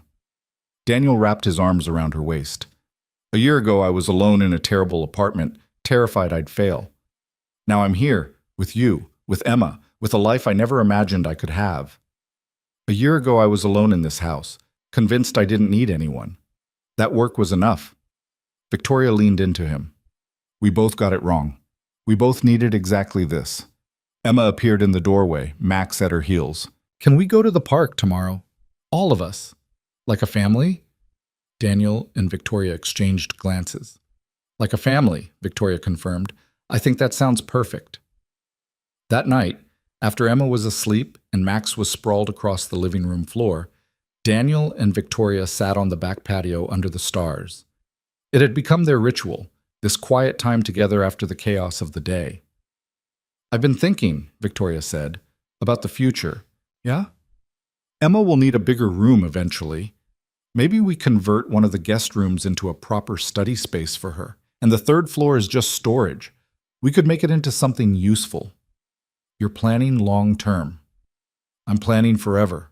Victoria turned to face him. "I know it's fast. I know we've only been living together for a few months, but I can't imagine this ending, Daniel. I can't imagine my life without you and Emma in it."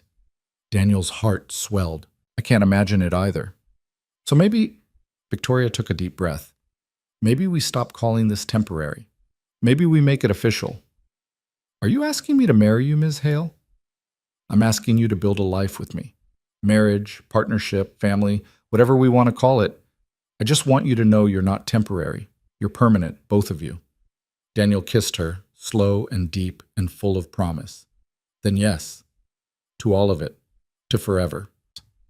They sat under the Chicago sky, planning a future that had seemed impossible just months ago. Inside, Emma slept in her purple room. Max guarded her dreams, and the house on Willow Crest Avenue, empty for so long, finally felt like what it was always meant to be. A home. 6 months after that conversation, on a crisp October evening, Daniel stood in Lincoln Park at the exact spot where he'd first caught Max running toward traffic. Victoria stood beside him, Emma between them holding Max's leash. The dog was older now, grayer around the muzzle, but still enthusiastic. "This is where it started," Daniel said, looking at the path that had changed his life. "Where what started?" Emma asked. "Where I met Max. And through Max, met Victoria." "So Max brought us all together?" Emma looked down at the dog with reverence. "In a way, yes," Victoria said. "Your dad saved Max, and Max saved me." "How did Max save you?" Victoria knelt down to Emma's level. "I was lonely before your dad came into my life. I didn't realize how lonely until I met him. Max brought us together, and your dad and you made my life full. Emma considered this seriously. I'm glad Daddy found Max. Otherwise, we wouldn't be a family. Me too, sweetheart, Victoria said, her voice thick with emotion. They walked through the park together, the three of them plus Max, as the sun set over Chicago and the city lights began to glow. Daniel thought about that first terrified night, walking these same paths, anxious about his new job, alone and uncertain.